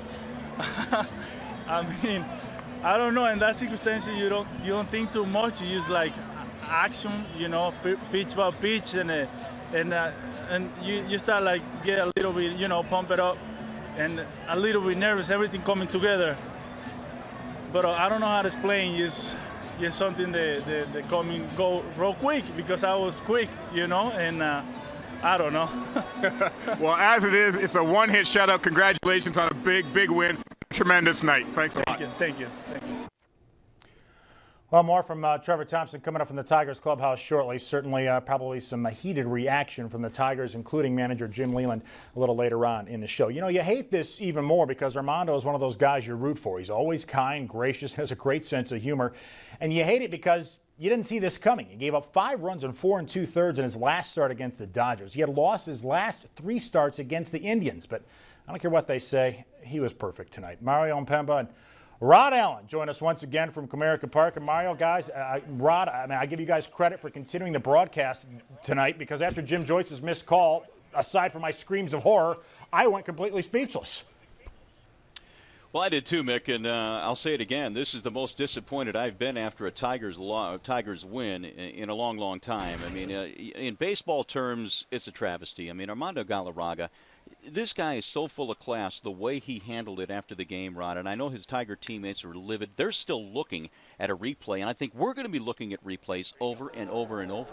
Well, this is the teammates. I mean, they're watching the last play, and they clearly watched how Cabrera gave him a nice feed. Galarraga got to the bag. He had his foot on the bag, and he was all safe. I mean, it's just I'm right there with you. I mean, Tigers won this game, which in the grand scheme of things is very, very important, but it's a shame that Galarraga did not throw the 21st perfect game in history. And, Rod, all the ingredients seem to be there. Armando got a ball to bounce off the mound to Inge to force an out. Jackson made that unbelievable catch in the 9th. All the signs were there, weren't they? He was lethal. I don't know what he ended up first pitch strikes today, but he was first pitch strike on just about every Indian hitter, and he was 0-2 on a good portion of those guys. And he had a good moving fastball, 93. He touched 95. The slider was tremendous. It had all kinds of depth. Didn't throw that many changeups. I mean, and everything was south of the knees. I mean, this was just an unbelievable pitching performance by Armando Galarraga. Well, Jim Joyce will probably never hear the end of this one. Shades of Don Denkinger. Guys, can the Tigers protest this game? Is there any chance this thing gets reversed? No, they won the game, and that's all that counts. And, you know, it's too bad for Armando. And I will say this, it's too bad for Jim Joyce because he's one of my favorite umpires. He's been a great umpire in the major leagues a long, long time. And let's just face it, he missed this call, and it's going to happen. But if you're Jim Joyce right now, you got to be thinking, oh, my goodness, the tidal wave that's coming my way. No doubt. He's been a quality big league umpire, but this is one that he will never, ever let be able to live down. Well, naturally, I'm sure Armando feels cheated. Shouldn't we all? We had a chance to witness something amazing tonight, guys. Well, we did, and, you know, Armando's phone would have been blown up, obviously, had he thrown this perfect game, but Austin Jackson's would have as well, because this would have been kind of the crowning achievements of his young career to this point, too, Rob, with a great catch. You said it best, I think, in the broadcast. Shades of say hey right here. And it's also the type of catch that Dwayne Wise made, although Wise took a home run away in his no-hitter. I'm talking about the perfect game that Burley threw last year. This catch, I just hope we get a chance to watch it more and more because it was a tremendous play, and it looked like he just covered all kind of ground to get there, which made it real special. Now, what a night, guys. We won't forget it anytime soon, and it may seem anticlimactic at this point, but we'll have a look ahead to tomorrow's afternoon series finale with Mario and Rod a little later on in the show. Thank you, fellas. We'll see you then. Indians, Tigers, as seen here. No score in the second until Miguel Cabrera reaches out and touches them all. Cabby's team-leading 15th of the year makes it 1-0, and that was plenty for Armando Galarraga. Gets Dustin Kearns to strike the pose here as he retired the first 12 he faced. In the 5th, Armando Galarraga continues to look marvelous. Gets a fortuitous bounce off the mound to Brandon Inge, who fires in time to get Russell Branyan 15 up, 15 down. To the 6th, Galarraga caps another 1-2-3 inning by getting Jason Donald to fly out to Mags. Perfection through 6. Catch your breath. We're going to the 7th. The Indians still can't solve Galarraga. It's Kearns again, grounding to Ramon Santiago. That's 21 straight. More of the same in the 8th. Johnny Peralta, you must return to the dugout. And then it's Branyan again. Grounds to second to end the inning. 24 gone. The Tigers then get some much-needed breathing room from Maglio Ordonez. Singles to right that scores Austin Jackson, and then Sinshu Chu's throw is not very good. That allows Johnny Damon to score 3-0 Tigers. And to the decisive 9th inning we shall go. And a swing and a high fly ball toward left center field. Jackson is on the run, still going. He makes the catch! Oh, Jackson! Here's the 1-2. Bouncing ball to short. Santiago, and there are 2 outs. Ground ball, right side. Cabrera will cut it off. Galarraga covers. He's out. No, he's safe. He is safe.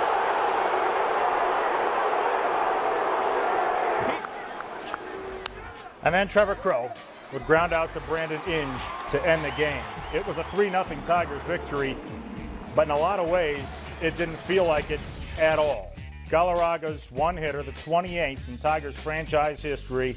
He was just one out and one bad call away from the first perfect game in Tigers franchise history. Miguel Cabrera continues to tear up the Indians and continues to play well on this homestand, going 2 for 4 with the home run. But our Galarraga, the story tonight, just one hit, struck out 3 in 9 innings of work, his first complete game of his career. Well, Jim Leyland said just the other day he will fight to the end for his guys, but his goal this season was to not get ejected. I'm sure he said enough to Jim Joyce after the game tonight to get run, but after blowing the call that denied Armando Galarraga the third perfect game in the major leagues this year, there wasn't much Joyce could say back. Jim now has a chance to fully express his feelings on the way tonight's game ended as we send you into his office for his post-game comments. What did you say after what happened? Well, it was just an unbelievable performance, and that's the nature of the business. You know, I don't think there's much sense really talking about it. His performance was absolutely perfect, and still is perfect. But that's the nature of the business. That's just the way it is. The players are human, the umpires are human, the managers are human, the writers are human. TV celebrities like Trevor, they're human. We all make mistakes, so that's just part of it. And you just move on. It's a crying shame, but you know, Jimmy's a real good umpire, has been for a long time, and he probably got it wrong. What was his reaction, though, Jim, after the game? Because clearly a lot of guys were talking to him, including you, after the game. Well, I think you got to remember one thing, that, you know, with the naked eye, I couldn't tell. Neither could anybody on the bench. Some guys, obviously, I think that's a little more emotional than normal, so everybody is saying automatically out. You know, it wasn't until after a lot of guys had the luxury of looking at the replay that they saw that he was out, so I think emotions started to run a little bit higher after that. But you know, that's the way it goes. You know, you move on, and it was, excuse me, it was a brilliant performance, and you accept it as that, and you come back and play tomorrow. Jim, did you think it was destined to be after the catch that Jackson made? No, I don't really believe in stuff like that. That's why baseball's such a great game. I mean, Grizzlonic smoked the ball real good. That's a brilliant catch, just absolutely as good as it gets. And then a little infield, kind of a nubber actually, ends up, you know, breaking up a perfect game. That's just the game of baseball, and that's probably why it's a great game. Can you describe your feelings when he was called safe there? Just what were you? Well, I mean, I was, you know, I was obviously nervous, you know, to be honest with you. You know, you're pulling so hard for the kid. That's something that just isn't done very often. There's been a couple of them this year, and it looked like, you know, after Jackson made the catch, you know, maybe you start thinking, but just, you know, that's the way it goes. There's really nothing you can do about it. It's in the history book as a great performance, and that's pretty much how you look at it. Jimmy, he remained pretty composed throughout, too. I imagine you must feel pretty good about the way that he kept himself together through all of this. Well, I was more impressed with just the way he went after the hitters. Just pounded the strike zone all night long. You know, a good slider, both sides of the plate. I mean, that's what I was really impressed with, you know. You know, you could see the faces on the guys in the dugout. Obviously, everybody aware of what's going on. Obviously, I was aware of what's going on. But, you know, I think the thing we're losing sight of here, too, is we needed to win a game, and we won a game. And I'm sure Armando's happy about that. So, you know, this is one of those where it was great for the team. It was probably even greater for him because of the performance. So hopefully we can come out tomorrow and get after it and get another win. We need another one bad.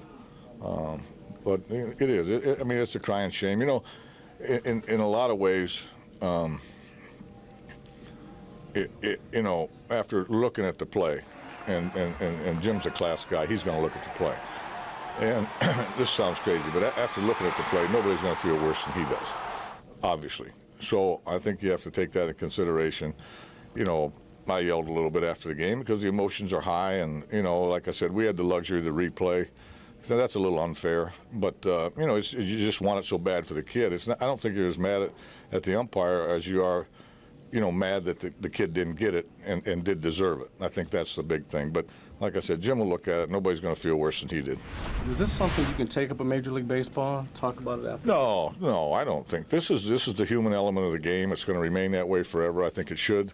You know, I'm sure somebody's going to say, you know, if they had a replay on that play, the kid had a perfect game. Somebody will say something about that, but not me. That's a human element, and it's a good element because, you know, the umpires do a great job. There's no question about that. And they, you know, they're a whole lot right more than they are wrong, and they make some unbelievable calls on bang-bang plays that, you know, you'd be surprised how many replays you look at where they're right and you thought they were wrong and they are right.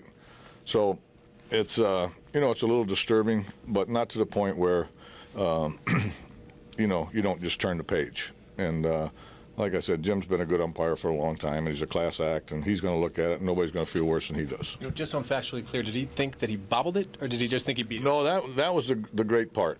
You know, I think if, you know, from my vantage point, if by chance, you know, Galarraga maybe would have come off the bag or something, then, you know, I thought maybe that was involved. That was not involved. He just felt that he beat it. That was his explanation to me. He beat it. And, you know, you have to accept that, and we do accept it.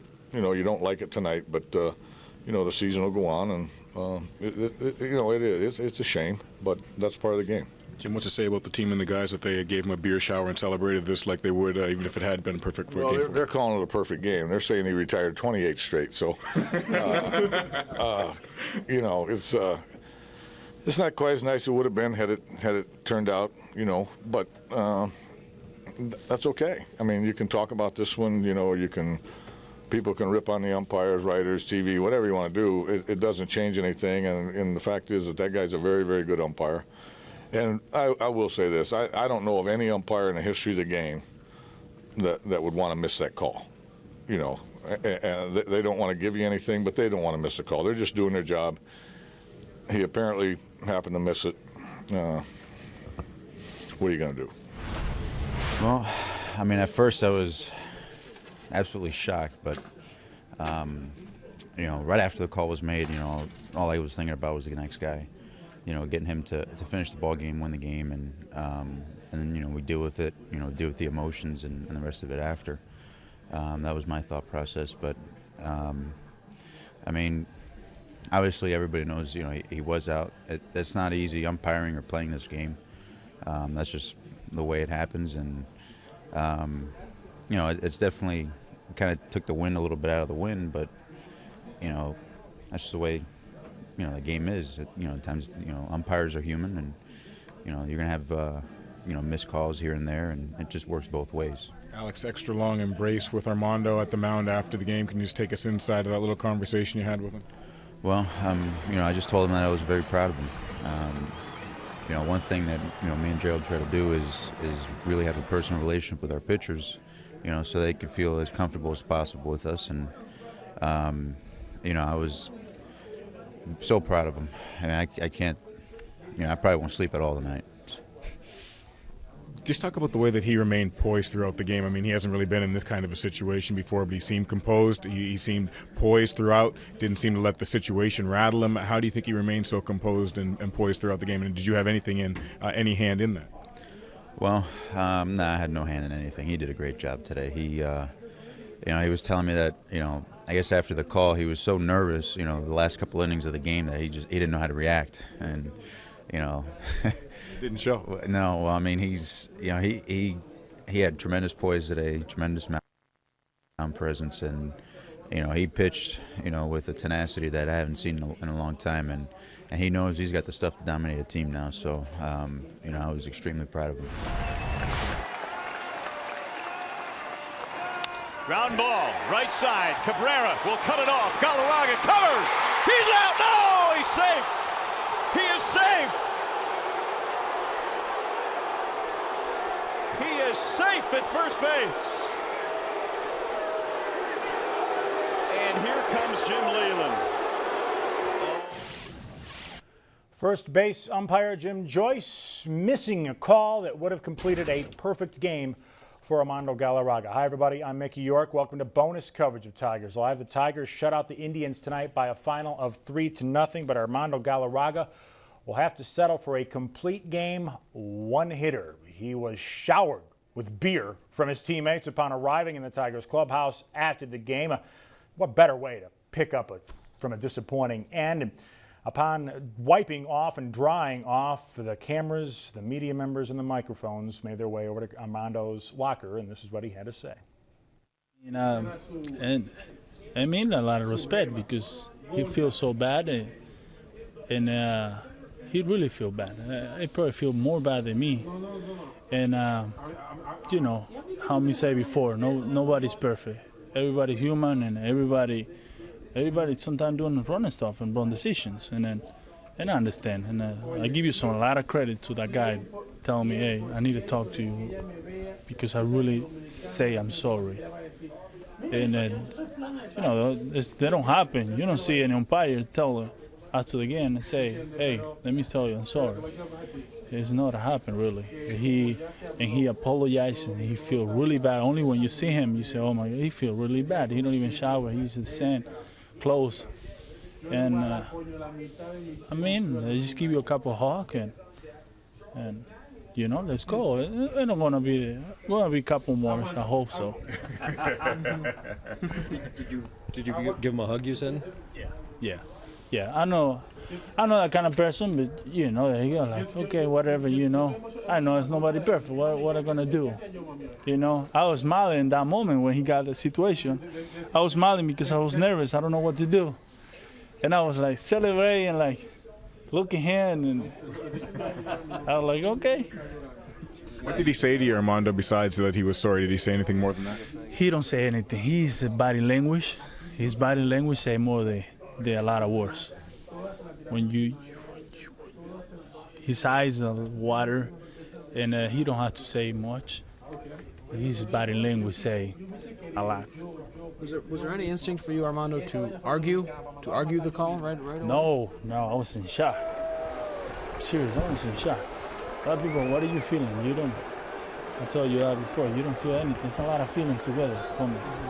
You don't know what to feel. Nervous, angry, happy. So many feelings together. I don't know how to react. A lot of guys say that same feeling carried over inside the clubhouse. They wanted to have a beer shower for you, or whatever it might have been, and you know, pat you on the back. But some of the thunder was stolen because of the way things went down. How did you feel inside the clubhouse with the guys? No, unbelievable, and the support of the guys. We celebrate like we get it. I get it. I believe I get it. And I said before, I got one perfect game. I'm gonna show my son. Maybe it's not in the book. But I'm gonna show my son one time I got a perfect game. I showed the CD. It's not in the book. It's not in the book, but I showed the CD. Is there anything, Armando, that you would hope Major League Baseball would do tomorrow? I mean, regarding this, I mean, is there anything that they could say, or from the commissioner's office that they could say about your performance that would make you feel better? Or fantastic. What they say, they throw no hitter? Well, yeah. If perfect game? Right. Or if there's anything that they could do. Fantastic. I know myself. I throw it. You know. I know, you know, but I don't think they're going to change it. See, they change it. It's good. Armando, can you just talk about what maybe this can do for the team as far as banding you guys together, maybe building a little momentum off it, because you did need the win, which is really what it comes down to? Yeah, I mean, we really play pitch stuff is really good. And we hit them pretty good, too.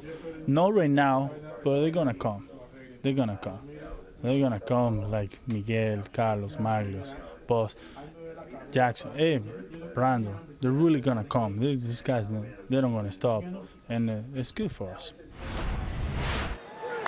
And a swing and a high fly ball toward left center field. Jackson is on the run, still going. He makes the catch! Oh, Jackson! Austin Jackson in left center field. A sparkling play. After Jackson's amazing catch, Armando Galarraga was just 2 outs away from history. On a perfect night, this game ended anything but. Jackson went all out to preserve it, and he was determined to see it end the way it should have. Here's his reaction to how this game unfolded in the end as we take you into the Tigers clubhouse. Something like that, that's special, you know, and you don't want a ball to get hit to you and you know, you not make the catch, so. How shocking is it and how disappointing is it for this clubhouse to see what happened to Armando with an unfortunate blown call? Well, you know, it's unfortunate. You know, he's human. You know, he made a mistake, but at the same time, you know, we did get the win, and you know, he pitched great, and you know, hats off to him. Austin, I imagine making that catch, everything about it was the jump you got. What did you see off the bat?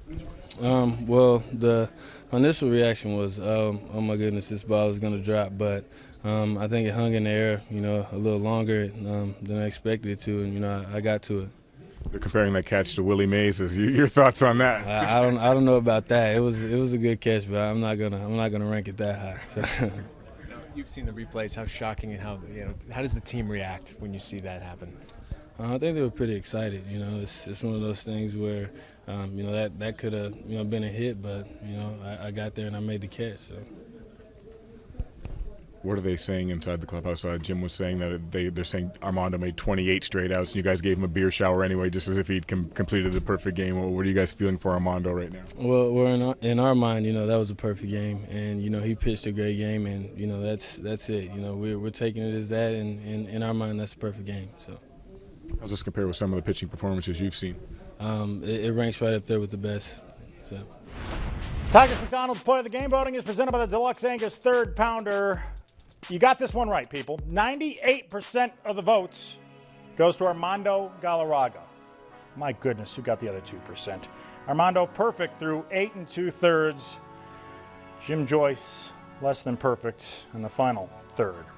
To vote for your McDonald's Player of the Game, text Tigers followed by a space in the player's uniform number to 37338. That's FSDET, and check your text response for special offers from McDonald's.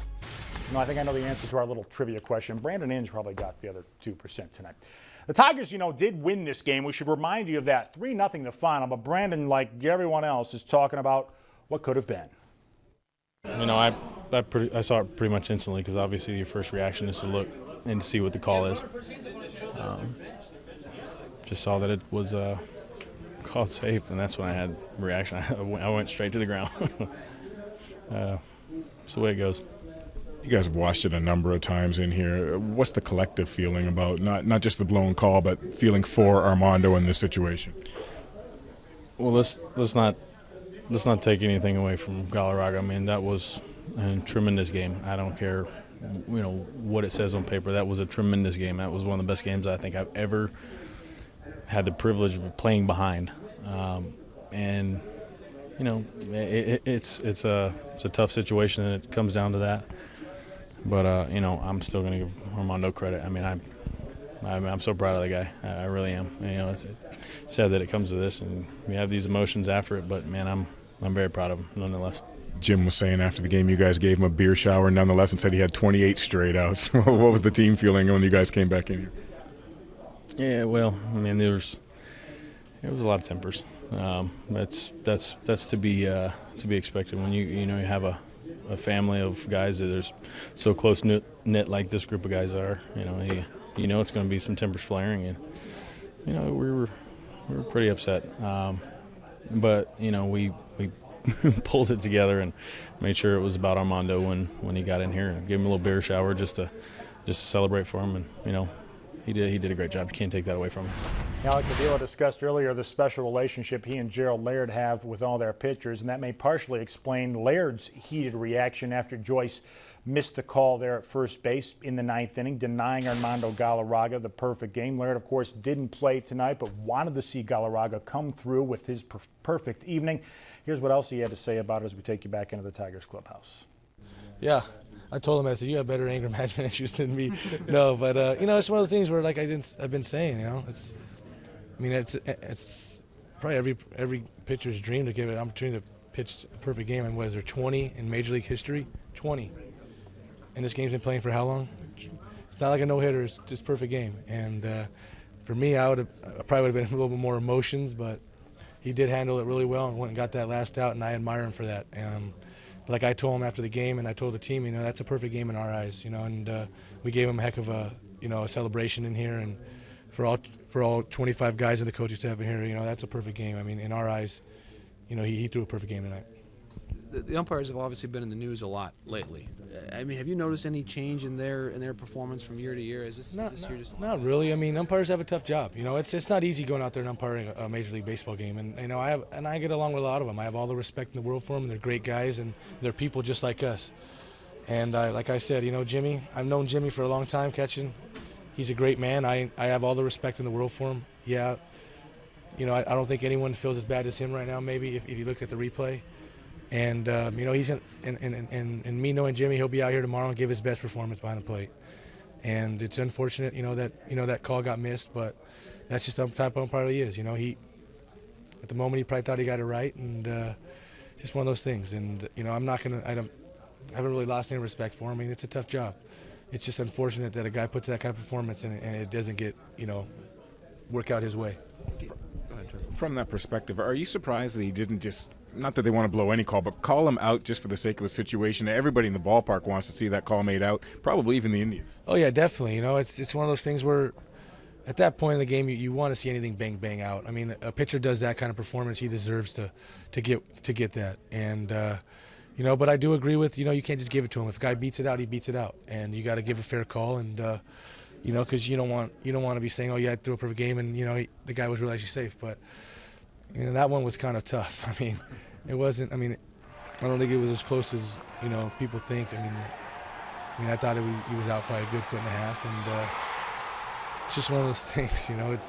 I'm just lost for words. I mean, it was tough to watch, and you know, and like I told Armando, man, it was a heck of a performance, and you know, I just feel so bad for him right now. Can you describe the celebration you guys had for him in here? Oh, we just jumped on him and gave him a hug and had a little shower for him, and it was just something fun, you know. I mean, he picked a heck of a game tonight, and like we said, in our eyes, it's a perfect game. You know, I may not go down in baseball history, but I can be a part of. I could tell, you know, I've been a part of one, and it's tough, but. You know, it was kind of a weird mix of emotions in here after the game. You know, we won the game, but it was kind of like, you know, you were kind of silent. You didn't know how to take it. Beer, champagne? I don't know. It was one of the two. Yeah. Thanks, Joe. Joe, I've never seen you as emotional as you were after the game at this point. Can you just describe what was going through your mind as you were conversing with Joyce post-game? I was just more frustrated than anything because, I mean, he's our teammate and he works hard, and it's just unfortunate to come down to a call like that and him not get it.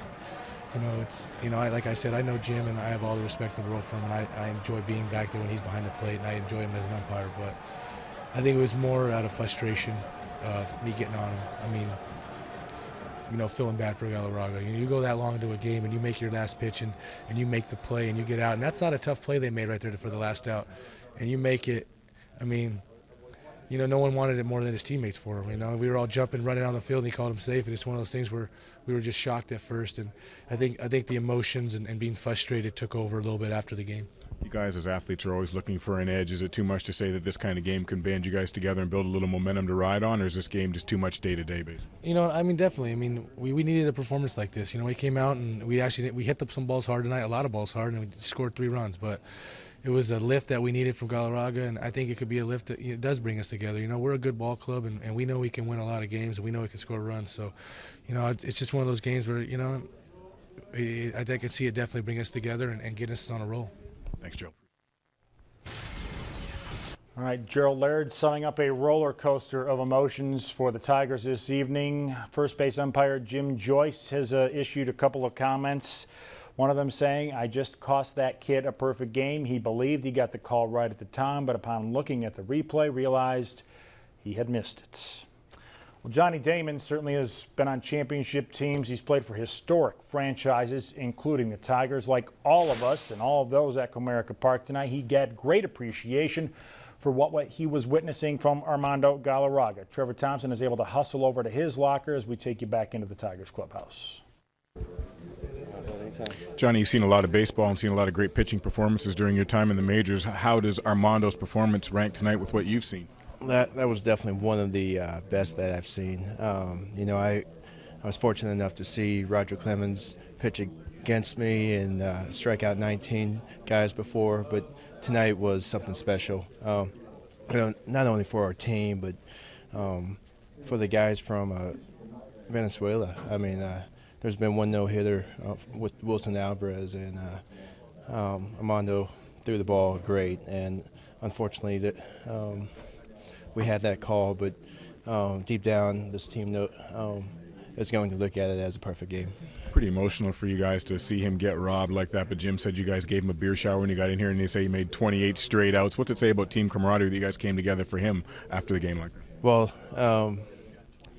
I mean, we're in this together, and Armando went out, stuck with his game plan, got us a victory, which we definitely needed. You know, we wish we could be celebrating a bit more.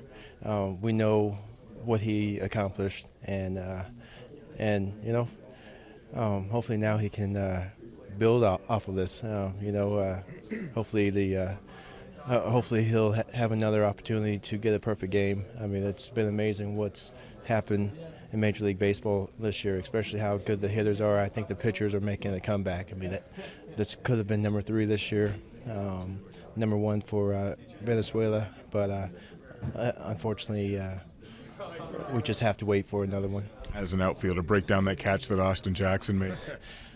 The kid's amazing. I mean, when the ball was hit, I think everybody on the bench just said, kind of put their head down for a second and followed the ball. But when he came up with it, we all just went crazy. I mean,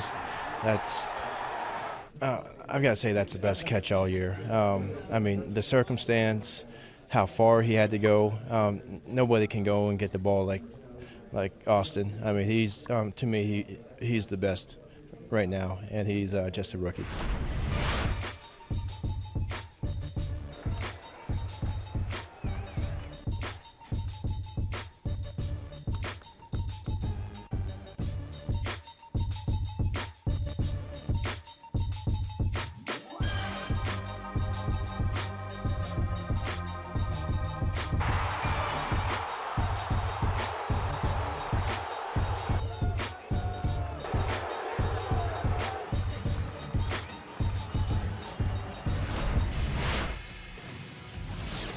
Hi, everybody. I'm Mickey York. For those of you watching the re-air of last night's postgame show, we're breaking in to bring you the very latest on the fallout from Armando Galarraga's near-perfect game last night.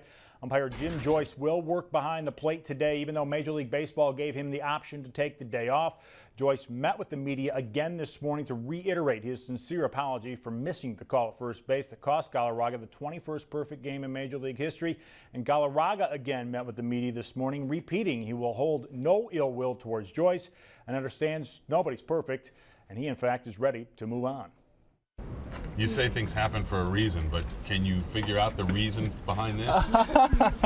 Not really, but you know, it's the way it is, and nobody can change it now. And I mean, I'm happy how I'm throwing, and I know all you guys are happy and believe that I throw a perfect game. It's not a 20. All the time when I say how many perfect games it's gonna be, it's gonna be a 20. I'm gonna mention my perfect game, the 20 hours. It's more special actually because I throw a perfect game in 20 hours. Well, still no word from Major League Baseball on potentially overturning last night's call. That seems unlikely at this point, but we are expecting a statement from the league sometime today. Mario Mpemba and Rod Allen are getting ready to call today's game, and they join us now from Comerica Park. And guys, I was hoping this was all a bad dream, but maybe like Armando said, it's time to move on. I think you're right, Mick, and I think Armando's right. And look, you know, the sun came up today. The grass is still green. We're all here, and I think we have to keep all of this in perspective, Rod. But it was very, very disappointing last night. But it just goes to show you that's what's great about this game in some ways, that it's played by humans, it's umpired by humans. And Jim Joyce made a mistake. He admitted it. We just need to move on. Oh, there's no debate about that. I think Jim Leland said it best when talking about the beauty of the game of baseball that we love is the fact that Austin Jackson makes a sensational play in the outfield, but yet the game's decided on that ground ball off of the bat of Donald. Guys, Bud Selig still has the authority to potentially overturn this call. In your opinions, what's the likelihood that's going to happen? Well, in my opinion, I don't think it's going to happen, and I'm not sure it should happen. I think we all know that Armando pitched a perfect game. He knows that he pitched a perfect game. It's just not going to be in the record book. It is very, very disappointing. But when you start overturning things like this, Ron, in my opinion at least, you open up a box of snakes that is really potentially very dangerous looking back and looking forward. I mean, your points are well taken, but if there was ever a situation where they could think about overturning something, it would be in a situation like this. I mean, this kid was robbed from throwing the 21st perfect game in Major League history. I don't know how you would do it, but I guarantee you Bud Selig and his staff, they're huddled, they're talking about this. And I know they were asking themselves this same possible question, but if there was ever a situation where it may lead to them looking at replays late in games, this is going to be that situation. Guys, pardon the pun on words, but I believe the city of Detroit has a perfect opportunity today to show a lot of class and maybe give Jim Joyce a hand when he comes up behind home plate today. What's the likelihood you think that'll happen down there this afternoon? Well, you know what, and Jim Leland said the same thing before the game, Mick, and I agree 100%. And part of me kind of wishes they would announce Jim Joyce as the home plate umpire today to let these fans know that, hey, look, they have forgiven him. Let's move on with this whole thing. I don't think it's going to happen, but there is certainly an opportunity today for the fans to show their class and to show how classy of a city this is. Well, Detroit has some of the best fans in the world. There's no debate about that. And Armando has a tremendous glow on his face today. He had a tremendous glow on his face last night. Even after he saw the replays, he still felt the same way. He said Jim Joyce came over to him and had tears in his eye and really didn't know what to say. And Armando said to Jim Joyce, just give me a hug. I saw Jim Joyce this morning when he was going to the umpire's room, and I've known him for 25 years since I was a player in the minor leagues, and I gave him a hug too. He didn't have his wife last night, didn't have his 2 children. He didn't sleep last night. He cried, he gave me a hug, and then he wouldn't let go. This man is truly, truly heartbroken over what happened last night. So he's the one that's feeling it just like everybody else. Guys, are you surprised that he decided to work behind the plate today? And what might Rick Porcello's strike zone look like this afternoon? I'm not surprised at all. I think Jim Joyce should work the plate today. And obviously, I think Major League Baseball was trying to think of whether or not he should work the plate today. But you know what? Throw him right back on the horse. Get him back in the saddle. Let's just move on with this thing. And I think it's good that he's working behind the plate today.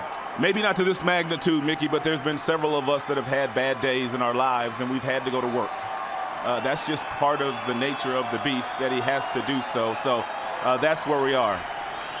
Well, Armando Galarraga right now, Mickey, is being introduced here at the ballpark. He is actually bringing the lineup card out to the plate today, and this is something that Jim Leland thought about.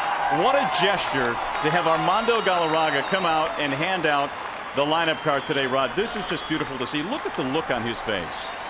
Jim Leland's a classy man. We know that much. And one thing I said about Armando just a few seconds ago is the fact that he has got a tremendous glow on his face about this entire situation. His teammates, they realize what he did. And Jim Leland is one classy manager, and the organization is classy as well. Now, how about this? Armando Galarraga today is being presented with this, a Chevy Corvette. Hello now.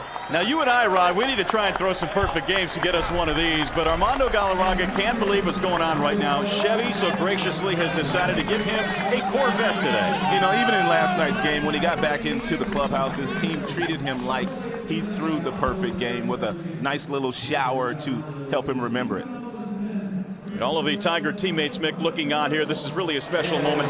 It's amazing how the Tigers have really kind of taken what potentially could be a huge negative, and they've turned this into a huge positive. And again, none of this, Rod, I think is possible without the class and the grace of this man right here, Armando Galarraga. Even after he saw the replay last night and he visibly saw that Donald was out, he still had the same mentality, and he is special. There's no debate about that. When I first laid eyes on Armando when he came up in 2008, there was something about him that said that this is a special human being, and he displayed that last night. As a matter of fact, he went beyond that last night. And this is what being a teammate is all about. His teammates are on the field right now as Galarraga gets his car, and he still can't believe it. You know, the one thing he said earlier today, Ron, is he was asked, who did you call after the game? And he said, I called my dad. I talked to my dad, and what did your dad say? He said, son, I'm proud of you.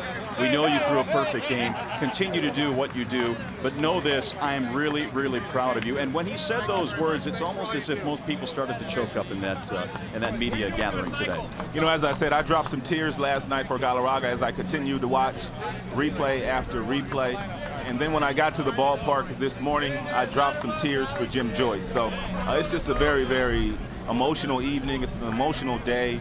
But it's one that we're going to have to kind of let go, and it's one that we're going to have to move on from. And I just hope that all that went on last night leading up to where we are right now, just kind of helps jumpstart the city, helps jumpstart the Tigers, and they can move forward and go ahead and give this city what they deserve, is an outstanding baseball team. All right, guys, game 3 of this 3-game series with the Indians coming up next here on Fox Sports Detroit. Mario and Rod back with the call in just a moment. Back here at Comerica Park, Mario and Pembo alongside Rod Allen. Glad you're with us here this afternoon on what has turned out to be a special day here at the ballpark. Cleveland and the Tigers wrapping up this series. Of course, what transpired here yesterday, Rod, is made news all around the country and really all around the world, and it's amazing the impact that this game can have, but it's amazing how Armando Galarraga reacted to the happenings last night. And I think the Tigers organization as a whole, Armando Galarraga, Jim Joyce, everybody has acted so professional here. Jim Leyland, it's really kind of been a joy to see despite what happened last night. Well, it's a classy organization. There's no debate about that, and it starts at the top with Mr. Mike Ilitch and his entire family. Then it trickles down through the general manager, Dave Dombrowski, and of course, Leyland's the one that keeps all those guys under control once they get down there in his clubhouse. So it's just a very, very special organization, and baseball is such a tremendous game, and that's why you had so many emotions across the country about this. My phone's been blowing up since last night until all this morning. You know, we were meeting with Jim Leyland this morning. He said, you know what, guys, I'm thinking about doing something. What do you think? I want Armando Galarraga to bring the lineup card out to home plate and to Jim Joyce today. Jim Leyland was asking the media, I'm kicking this around. What do you guys think? And everybody just erupted in his office. That is an unbelievable idea, and it's really just a great gesture, I think, for Jim Leyland. But wait until it's orchestrated here. When Jim Joyce walks out and Armando walks over, I think that's going to be part of the recovery for Jim Joyce. It's not going to get past what happened and the call that was missed, but it's going to help and aid in him recovering, knowing that these players have forgiven him. You know, one of the things that we saw last night, and you touched on this during the telecast, the catch by Austin Jackson. Now, we're talking about Willie Mays-esque, and had that perfect game been official, Jackson would be just as big a deal today as Armando Galarraga. No, there's no debate about that. I mean, and Jackson said so himself, and I talked to him again just to verify the words that he spoke in the newspaper. He said when that ball left, he was playing Gruzalonic over in right center field because that's where Gruzalonic does most of his damage, and the ball went up, and all you saw was the number 14 tracking the ball to center field, and somehow, some way, he's able to run it down. Well, here they come. The 4-man umpiring crew is headed out to the field right now. Jim Joyce will be the home plate umpire. There is Jim Joyce crossing the threshold right now, and hopefully Tigers fans will give him a hand. You can see the emotion on the face of Jim Joyce. Oh, this is so amazing. Amazing. This is something that he has obviously never had to deal with in his career. He is trying to deal with it right now. He is trying to hold back the tears. And Jim Joyce is standing up like a man today, and he is calling balls and strikes, and he has just taken the lineup card. Not only is he standing up like a man today, but he stood up like a man last night after he made the call. Jim Joyce wiping away the tears as he takes the Tigers lineup card and the Indians lineup card as well. And here's a man that has been umpiring in the major leagues for over 20 years. He has seen it all, and he has done it all. But he has not done what happened last night and has not experienced that. And now a hand for Armando Galarraga as he walks back. What a special moment here today.